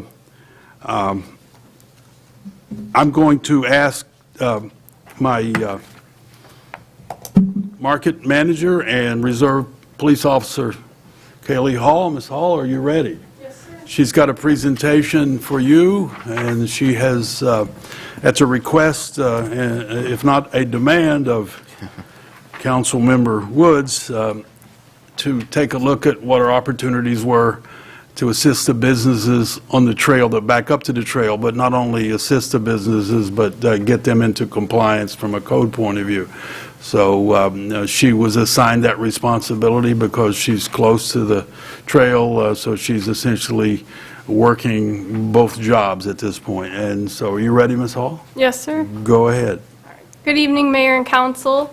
My name is Reserve Officer and/or Market Manager Kaylee Hall, and tonight I'm here to present to you conducted research on the airline trail. Thank you, sir. Research on the airline trail, which came about through concerns and issues raised by Mayor and Council, and also through guidance from administration. Going through this was to improve the usage of the trail as well as the enjoyment of the trail by patrons. So the first thing that we looked to do was identify any of the local businesses that back up to the trail, especially with our new pedestrian bridge opened at the end of the last farmers market season. That's been a huge hit. I've seen a lot of increased usage of bicyclists and walkers coming through there. And so we wanted to see what businesses do we have, where might people be coming from, and where can they come from in the future, increasing that accessibility. So that leads right into evaluating those pre-existing or any potential that we might have to build pathways from the businesses to the trailway that can help, once again, increase that accessibility, give a good visual view to the public from the back end of the trail, and just bring more folks out in general. And then the last goal as well was to look at any code enforcement matters. So any blight back there, any garbage, any issues that property owners need to take care of, overgrown areas. Our city purpose and our goal is to make sure that the trail is kept in a safe manner, but also a visually appealing and aesthetically pleasing manner for patrons to utilize. We want to make sure we're holding business owners and any property owners accountable for site maintenance. So with that in mind, the mission or goals of each of those, the first one, of course, we want to see more patrons utilizing the trailway, especially with the market. I've already seen this, but I think there's always ways to improve it. We can put some signage out there. You will see pictures of different areas that have open spaces and ways that we can kind of open it up a little bit. I've seen that they like the pathways behind the DPW. North Pontiac Trail is a huge entrance for them as well. So just finding any ways to open that up. The second one, we really want to partner with local businesses. I think this is a great way, once again, with those pathways, if we can find those areas that aren't gated or even that are gated and open them up. There are 3 pathways that you'll be exposed to, and you'll see what I'm talking about, ways that they can get to the trail. And then that third goal, of course, with code enforcement, we always want to make sure we're keeping a positive view for the public, make sure that they feel safe on the trail, that's something that they want to utilize, so we can see that increased usage. I do understand you'll see in my PowerPoint that I have a more positive view from the limited research that I had of any blight or garbage concerns, but we know that there are issues present. The trail does stretch quite a far way as well, so we want to keep those issues in mind moving forward, and I do plan to do further research so we can identify any areas for improvement. So now the important part, what was kind of found while I was out there with these goals in mind. The first one, I was able to locate 25 different businesses that back up to the airline trail. 17 of these were west, and then 8 of them were the east. So I went up to Pontiac Trail on the west side, and the east side, I went just a bit past Decker, heading towards West 14 Mile. So you see a lot more open on the west side, but there's a lot of room for expansion on the east side as well. So I tried to get a good span of those. You will see a list of those businesses in just a moment as well. 3 of those businesses already had pathways leading to the trail. 1123 East West Maple, the suites with Subway and Moonlight and so forth in that area has a natural bicycle path that seems to be created there. 1163 East West Maple, the Taco Bell area, it leads all the way up to the drive-thru already. And then the last one was 1007 East West Maple, or Casey's of Walled Lake. That seems to be the most important or crucial pathway that we have. It's the largest one right across from our parking lot. Many of the businesses I did find to be gated. This does help us. It does seem to contain some of that garbage or some of those overgrown issues that we're having. But at the same way, it kind of plays into what open areas we have and what we can play with there. As I mentioned with the code enforcement, here I have more of a positive update. I did have limited research at the time. I did not see too much garbage out there. You will see in the pictures there are some overgrown areas, but my goal moving forward and the priority of the city as well is to make sure that any code enforcement matters are addressed and anything on the trail is cleaned up so that our patrons can have a happy, enjoyable location to walk or to ride on. And then my last thing, I did see a lot of pedestrian traffic out there. I was very happy to see it just in my limited time I spent out there. A lot of walkers, a lot of bikes. I see them utilizing the parking lot. I see them utilizing the crosswalks behind DPW, any entryway they can find coming from the businesses. So this is a positive to see. So now we're going to move into just showing you some of those businesses, starting with the west side addresses. I will make note of any of the ones I've marked here that are gated. Those ones were a little bit harder for me to see into, but that kind of plays into that overgrown area as well. So things that we can look at to kind of clean it up so folks can see the businesses and see what's going on the other side. And then also you'll see anything that was open with the pathways as well. So I'll give you a second to look at those.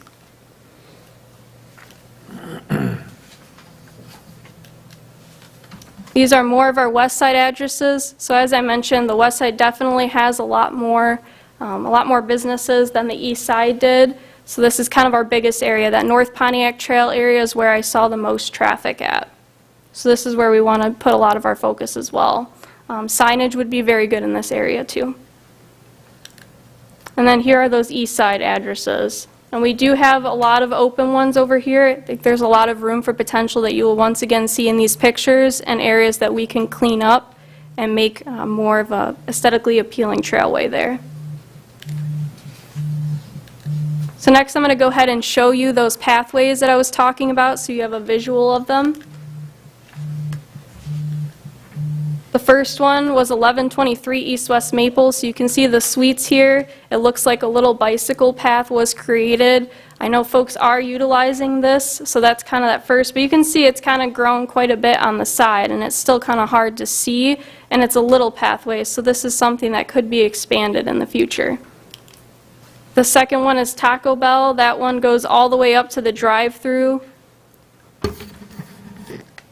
And the last one is Casey's of Walled Lake. So like I mentioned, this is our largest entrance. It is a pathway that tends to be heavily utilized, and it's right across from the Airline Trail parking lot that I saw quite a few people utilizing while I was out there as well. This area is very well kept. It was one of more well-kept areas that I saw, and a lot of businesses have access to it off of North Pontiac Trail, so this plays a huge role in some of the traffic that we're getting, and to the market as well. Now these additional pictures are going to help you get a more snapshot image of what's going on in the trail. You will see the different types of fencing and gates that are utilized. You'll see overgrown areas. You'll see the bright green areas. You'll see the windows of opportunity that we have. So these should help give you a better idea of what we're kind of talking about. This is first starting off with that Airline Trail parking lot and the sign over there. I did see quite a few patrons utilizing this area. If we put farmers market signs, things of that nature over here, I think that's a really good starting point for bringing more patrons to the market as well. CF Long and Sons, you can see that it's open there. I didn't see many issues over here, but this is just once again give you that starting viewpoint of what patrons can see from the trailway and how we might be able to clean it up moving forward. Behind Casey's, this was a larger area, so I did take a lot of pictures here. I do have videos as well I can share in the future if you'd like as well. But this is just another good example of that pathway that's over there and one of the more heavily utilized access points. Aaron Industries is pretty wide open right next to the Airline Trail parking lot. Another space that I wanted to note. Fastex Inc. and Hanson's Marketing off of Decker. Those areas are wide open as well, and those are one of the two most open areas on the east side that I saw. and another major entrance to the trailway. And then the next few collages of photos are for you to take a look at. You can kind of see what I was talking about. We do have some like fencing that's missing. On the middle picture there from Husky Envelope, you can see some overgrown areas. So there is good with the trail. There's of course always things that we can improve, and that's something that I wanted to be stressed in this presentation, so you can understand the city's priority in making it an appealing trailway for patrons to utilize. So here's some more pictures.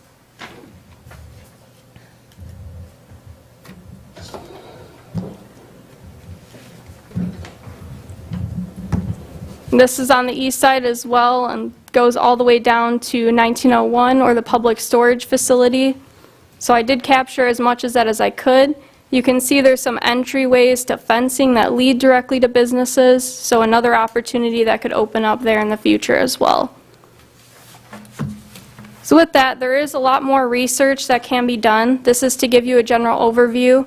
I'm very happy to report there are positive things with the trailway. There is increased patron usage. The market has been a huge draw, having those bike racks there and allowing them to come in through the pedestrian bridge. We've received a lot of positive feedback, but also knowing that it is a priority of us to go ahead and clean up the trailway and make sure that we are utilizing local businesses, we're partnering when we can, and cleaning that up as we can as well. So I do plan to do more research in the future. If anyone does have any questions, I'd be happy to answer them for you. This presentation will be sent out to mayor and council and also made available on the city website as well. Thank you. Thank you. Thank you. Thank you. Thank you. Thank you for your time. Nicely done, Officer Hall. Thank you very much. Thank you, sir. Councilmember Woods, you got any questions about that? I know you didn't ask her, but we tried to address the issues that you've reported that. Yeah, in reality, when you see some of the other trails going through other cities, I've been to Traverse City quite a bit. You see how they use that to enhance their downtown core, right? And they get a lot of travelers. We have a lot of travelers that go through here. So how do we use that as an asset to help all the businesses in the central community to Walled Lake, like the beach does on the south side, right? We have the trail going right through the middle. So we need to take I advantage think of that. this is the beginning, is what we do. Now we have a picture of the council and the people, the viewing audience, of what we have to deal with. So we do, it's our trail now.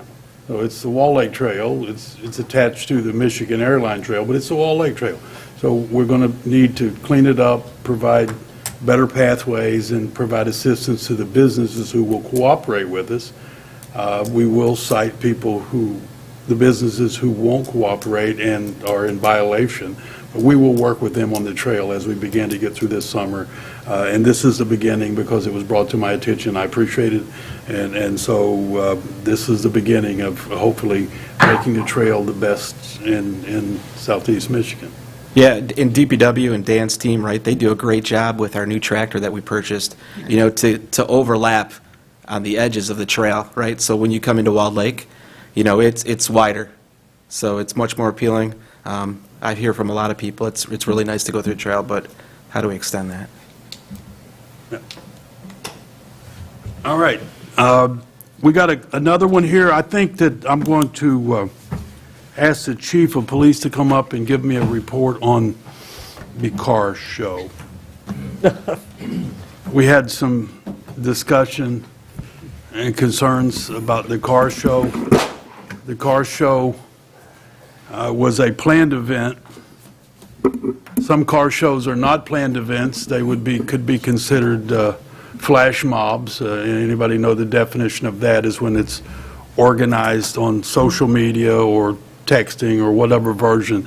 So they do the same thing by meeting somewhere and without any security or plan or anything like that. And they do happen.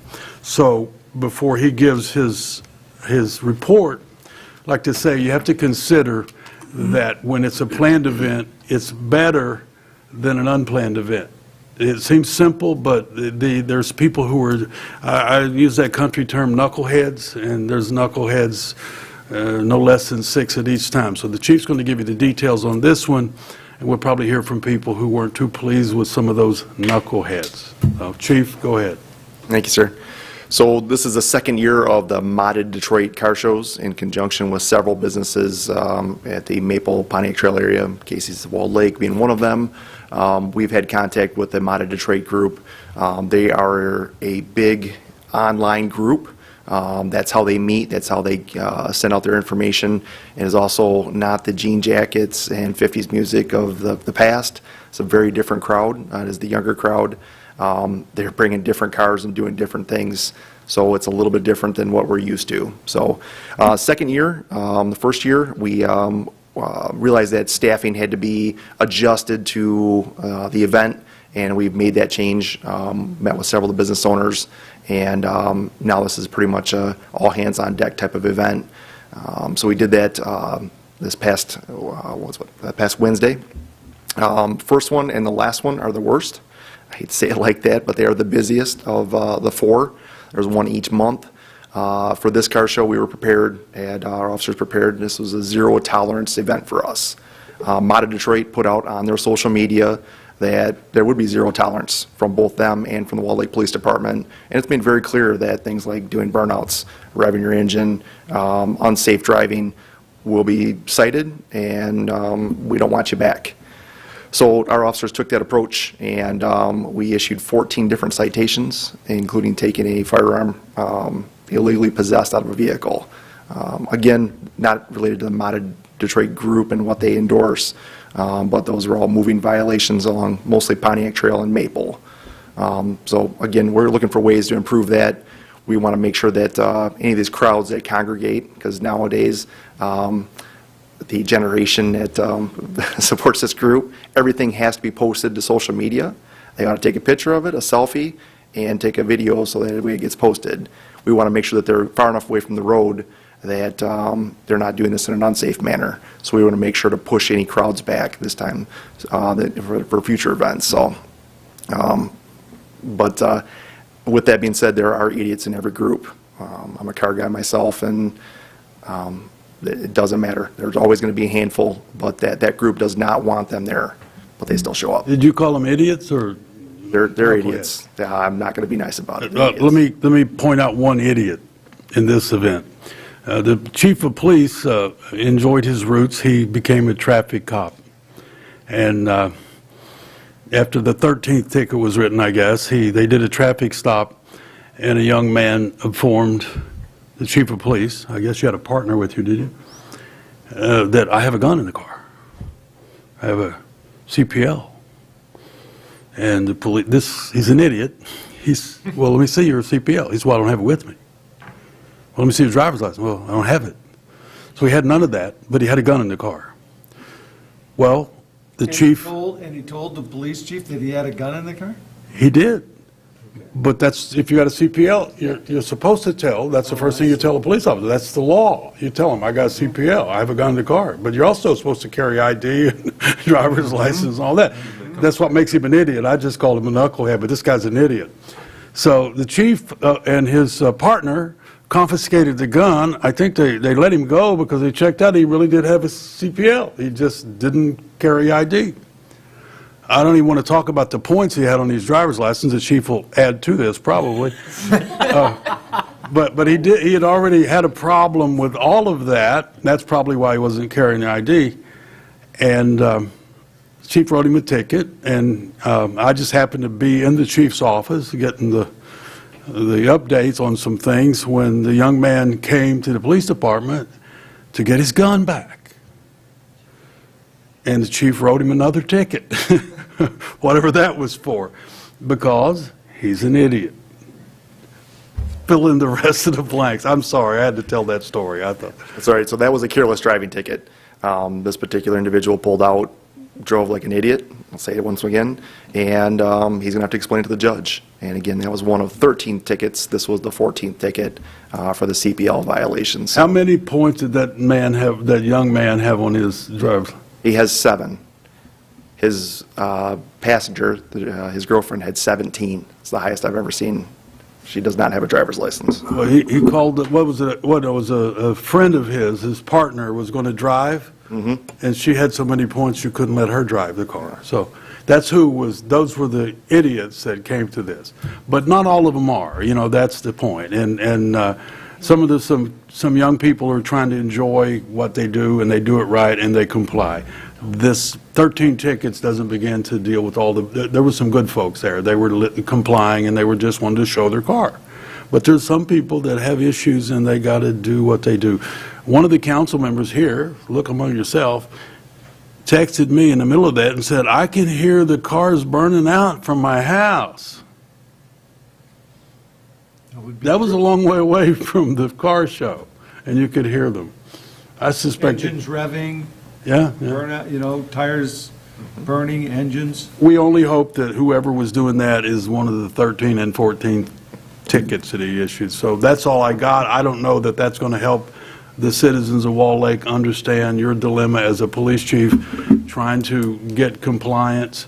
You're allowed to drive cars. If we don't allow the gatherings, then they do the flash gatherings in all the big spaces, and then you have no previous knowledge, and it gets worse. So we believe our approach is to allow that to happen. And it's good for business in some ways. It's not good if they're being fools, but they do bring business to the community, and they do shop in the community, they eat in the community. They are doing that because it's all about showing that. But it's not only Wall Lake, they're doing it everywhere. So we don't want to stop that necessarily. First of all, we couldn't. It's just not manageable. You can't stop that group of people, that kind of people. They're going to congregate. They're going to have a flash mob. Better to do it this way and have some control and deal with the knuckleheads than it is to not do anything and then they just pop up. So, Chief, that's probably all I need on that event. Thank you.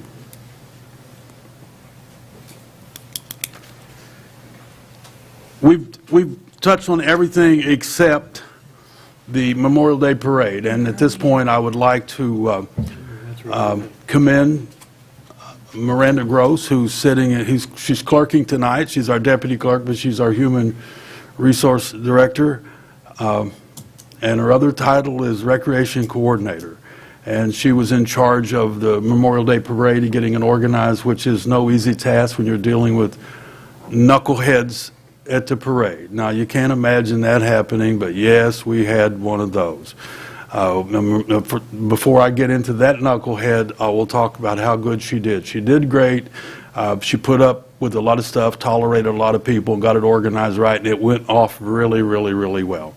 And, of course, she's just really ready to take the bull by the horns on next year's parade, right? Downtown. We're going to move on putting it up downtown if we can get that one. But she did a really good job, and I'd like to point that out. She did such a good job, but in government, no good deed goes unpunished. So she was assigned to do the festival downtown with help from her friends in the office. So she was also overseeing that with the help from Ms. Jakeway and everybody else in the office. No good dude goes unpunished. So thank you, Ms. Gross. The knucklehead, The festival being this Saturday? the fireworks, all of that, we can talk about that if you guys want to tonight, sometimes too. But she's overseeing that, getting it organized and stuff like that. Of course, she's got help from the front office, but she's oversighting that, people calling, wanting this and that. It gets interesting, the people who come in and make inquiries and having to deal with that. It's tough. So she's doing a good job at that, as do all of the people in the front office. I want to touch on the knucklehead. The parade was doing well until one woman who decided that she was going to pace the parade. That means she was getting in front of a vehicle and slowing it down because it was going too fast. She was going to pace the parade because she's special. And words were shared with people in the parade. She was an invitee, and she had words with some public officials. And they weren't very nice words. They were actually pretty nasty. And she did it with several public officials. So accordingly, that individual won't be invited to next year's Memorial Day Parade. She was an invitee. We will prohibit that kind of activity. It was just really dumb. An invitee doesn't pace the parade. They're not in charge of the parade. They were invitees. But they believe they're special.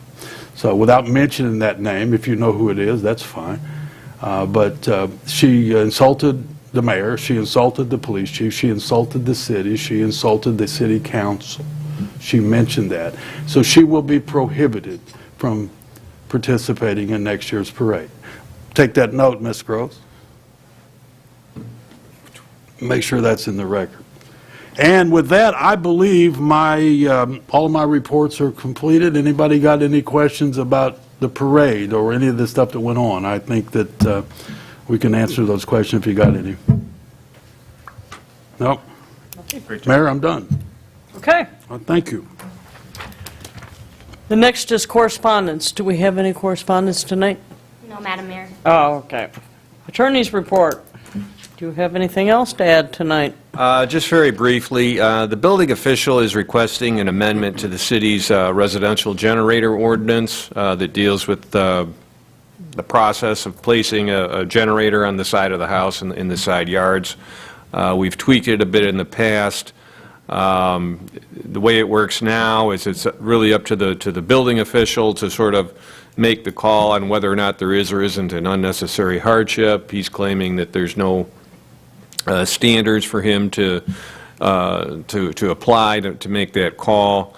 He's also indicated that with the new generators, they're very quiet, and he would like to see the ordinance amended so that people can just place them in their side yards rather than having to go through this make this showing of an unnecessary hardship.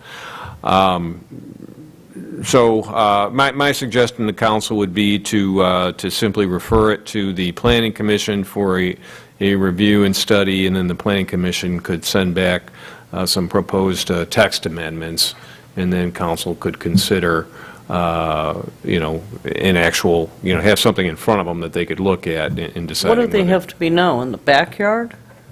The way it is now is they're permitted as of right in the backyard. They can be placed in the side yards upon making a showing of a quote-unquote unnecessary hardship.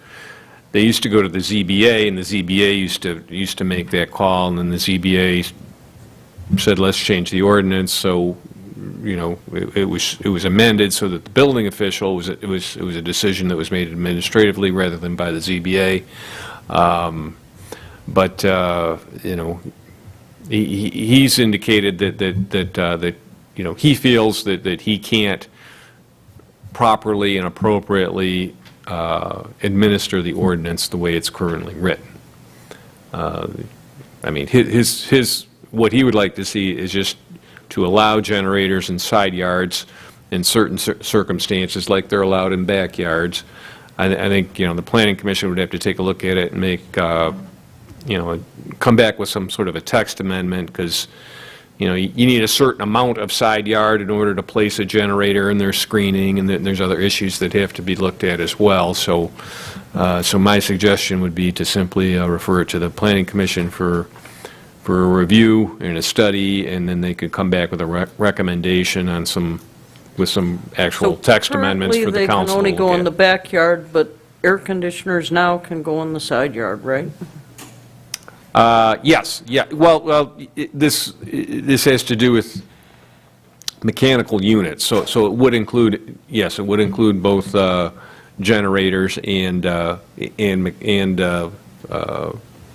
AC units. I thought currently air conditioners could go in the side yard. Yes. Okay. Yes. There are So there's no problem there are with provisions in our current ordinances that allow for placement of mechanical units inside yards, but the way the process works is that it's sort of a case-by-case determination, and the building official sort of has to look at each case on a case-by-case basis, and he makes a call about whether or not there's an unnecessary hardship, and whether it should be set back a certain number of feet from the front of the house, or so on and so forth. He says that the ordinance as currently written is unworkable, that he's not able to administer it and make the various decisions that he's being called upon to make, and would like to see some changes. So like I said, I would suggest that you just refer to the Planning Commission. They could come back with some recommended text amendments, and then you'd have something in front of you that you could take a look at and work on it from there.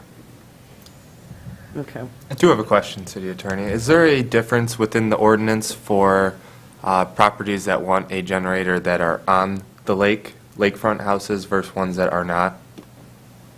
There's a, if you have a lakefront lot, there's a whole separate set of regulations that apply. Whether it's a generator or an accessory structure or whatever the case may be, there's a whole different set of setbacks that apply. You have to be set back for, a certain, typically 30 feet from the lake, 30 feet from the street, and then the side yard setbacks as well. So it's kind of an apples to oranges kind of situation there. I think if you send it to the Planning Commission, they could look at all of it. Okay. Including the lakefront properties as well, and then come back with some recommendations. So it'd be appropriate to have a motion to send it to the Planning Commission, or? Yeah, I think it would be appropriate for the council to make a motion to refer the proposed ordinance amendment for side yard mechanical units to the Planning Commission. Okay. Do I have a motion, and I'm assuming we'll include it for lakefront property as well? I'll make that motion. Okay. Is there support? Support. Any further discussion or questions? Roll call, please. Woods, Yes. Ackley, Yes. Ambrose, Yes. Fernandez, Yes. Locke, Yes. Lublin, Yes. Osnick. Yes. Motion carried. Do you have anything else, sir? I have nothing more. Okay, thank you. There being no unfinished business, we'll move to new business. We have the second reading to amendment to Chapter 18, recreational marijuana establishment liability waiver. Do we have a motion to approve second reading? Osnick will make the motion to approve second reading. Your support, please. Support. Any discussion? Roll call, please. Ambrose, Yes. Fernandez, Yes. Locke, Yes. Lublin, Yes. Osnick, Yes. Woods, Yes. Ackley. Yes. Thank you. Item number 2 is second reading to C 368-23 amendment to Chapter 18. Again, second reading of facilities liability waiver. Do I have a motion? I'll make the motion to approve the second reading of C 368-23, amendment to Chapter 18, medical marijuana facilities liability waiver. There's support. Woods will second. Any discussion? Roll call, please. Fernandez, Yes. Locke, Yes. Lublin, Yes. Osnick, Yes. Woods, Yes. Ackley, Yes. Ambrose. Yes. Thank you. Next item is a proposed resolution, 2023. We got a number on that? 67. Okay. Delinquent water, sewer, and refuge receivables to add to the 2023 tax roll. Do I have a Osnick will make motion? that motion. Is there a second, please? I'll support that. Any discussion? Roll call vote, please. Locke, Yes. Lublin, Yes. Osnick, Yes. Woods, Yes. Ackley, Yes. Ambrose, Yes. Fernandez. Yes. Thank you. Next item is proposed resolution 2023-68. Correct. Delinquent property transfer affidavits for the 2023 tax roll. Do I have a motion, please? Woods will make the motion to approve proposed resolution 2023-68. Fernandez, support. Any discussion? Roll call, please. Lublin, Yes. Osnick, Yes. Woods, Yes. Ackley, Yes. Ambrose, Yes. Fernandez, Yes. and Locke. Yes. Thank Thank you. you. Next item is proposed resolution 2023-69, Lakes Area Youth Assistance Agreement. Do we have a motion? Fernandez. I'll make that motion. Sam, Okay, we have a motion, we have a second. Any discussion? Roll call, please. Osnick, Yes. Woods, Yes. Ackley, Yes. Ambrose, Yes. Fernandez, Yes. Locke, Yes. Lublin. Yes. Number 6 is proposed resolution 2023-70, charitable gaming license for the Love of Cats Rescue Adoption. Do I have a motion, please? I'm inclined to ask Ms. Jakeway because she likes cats, but I think it came through Ms. Pesta, but Yes. she likes this- dogs, you know. Yeah, this charitable group came up to the city and asked if we would be in support of their cat rescue. So they were looking, they knew that they had to get approval from the council board, so they asked if we could put it before city council so they could do this for their charity. Absolutely. Osnick will make that motion. That's what they want to do. Woods will second. What can I say? My dogs don't like cats, I know. but that's okay. Dog guy. Roll call, please. Woods, Yes. Ackley, Yes. Ambrose, Yes. Fernandez, Yes. Locke, Yes. Lublin, Yes. Osnick. Yes. Thank you. Okay, we added 7 and 8, but we have taken care of both of those items, the cemetery roads and canceling the July meeting as we went through the meeting. So we are done with new business, and we will now move to council comments, where you can say whatever you'd like to say. Mindy? Summer in Walled Lake, what's better, right? Nothing. I want to thank the team for the great job on the Memorial Day Parade. Talked to State Representative Boland today, and she said again how much she enjoyed our parade and was very impressed by it. So, and then make sure everybody goes down for the fireworks on Saturday night. Okay, Ryan? Yeah, again, great job on the Memorial Day Parade. Everything looked great. The line was, it was forever. I mean, there were so many groups and people that were part of the parade that was, it was outstanding. So looking forward to next year. Like, fireworks this weekend, concert series starting right this week, farmers market tomorrow. It just, yeah, it doesn't stop. So summers are good here. Thank you. Mr. Ambrose? I want to start off by thanking Madam Mayor for the endorsement for this upcoming election. It means a lot for myself, my family, and everything in between. I want to thank also our Parks and Rec Board, everybody that's within that, from the Walled Lake Farmers Market to the Memorial Day Parade. Being one of the businesses that is on that trail, as well as on the path towards the parade, it does a lot for our business. It generates a lot of revenue, a lot of foot traffic, people that have never been to the area coming in for the first time, and now they're repeated customers. So I can't thank you guys enough for that, as well as for the public safety campus. People always asked us, your dad passed away on a Sunday and you jumped in the role on that Monday and kept chugging ever since. And the only thing I can really say is there's a big difference between moving forward and moving on. And this is 100% moving forward. Thank you. Thank you. Tamara? I'm just gonna, got a little emotional there. I'm sorry. Sorry. There's nothing better than summer in Walled Lake.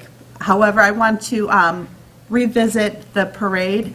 It was a fantastic day, couldn't ask for better weather, but the ceremony after the parade was so interesting. I've never witnessed the retirement of the flag, and it was really neat.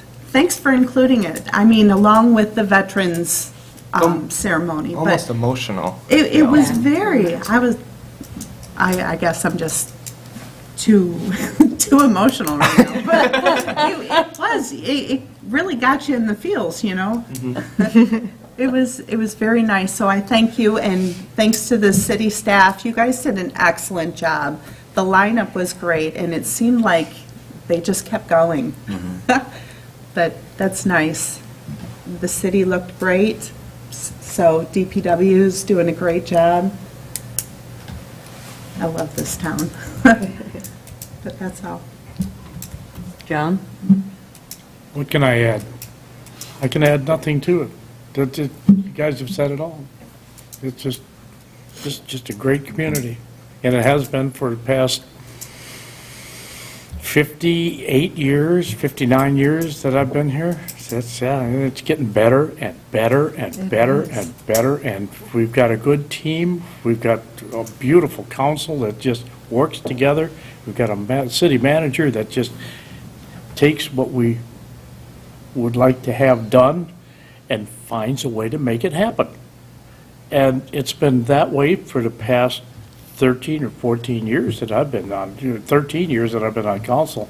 And it's just, we just keep managing to do things that other people in this community have spent years trying to do and not getting it done. Yet it's getting it done. This whole community just works together to get things done. And that's all I can add. And by the way, I hope everybody enjoys the July hiatus. That's the way I'm going to end. Okay. Bennett? So just adding on to your comments about, how things have gone and how really great they are. And I just want to add, without borrowing money, we've cleaned up our financials to a point that has never been seen in the city, or not that I've ever seen in my 39 years.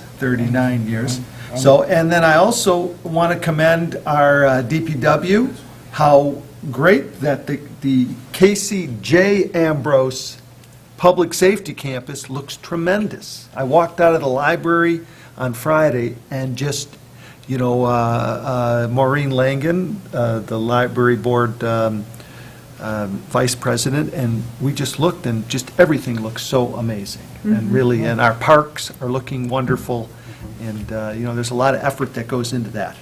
So well done. Thank you. All done? Okay, I guess that leaves the mayor, and I don't know too much that I can say that my council has not already said, but I am surprised, John, I really didn't know that there was anything in the city I'd done longer than you've done.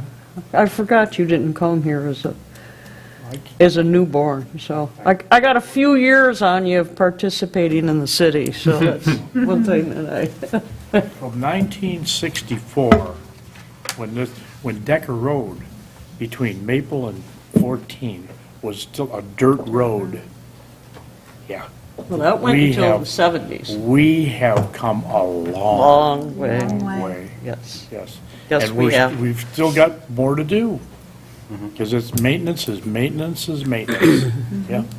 And I, too, have to, we just can't say enough about our departments and department heads and what they do in the city and what this team does as a council and our other board members, and I think it's just great.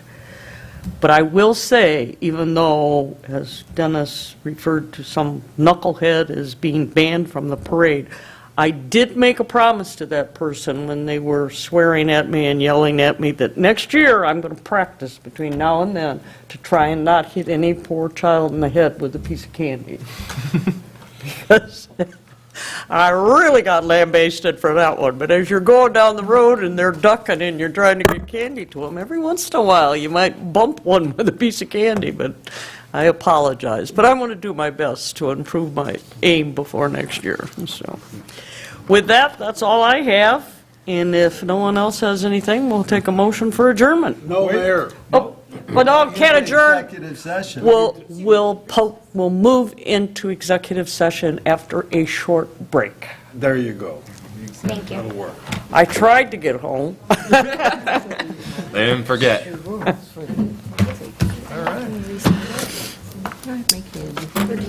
So the lucky public and anyone who wasn't asked to stay at the meeting can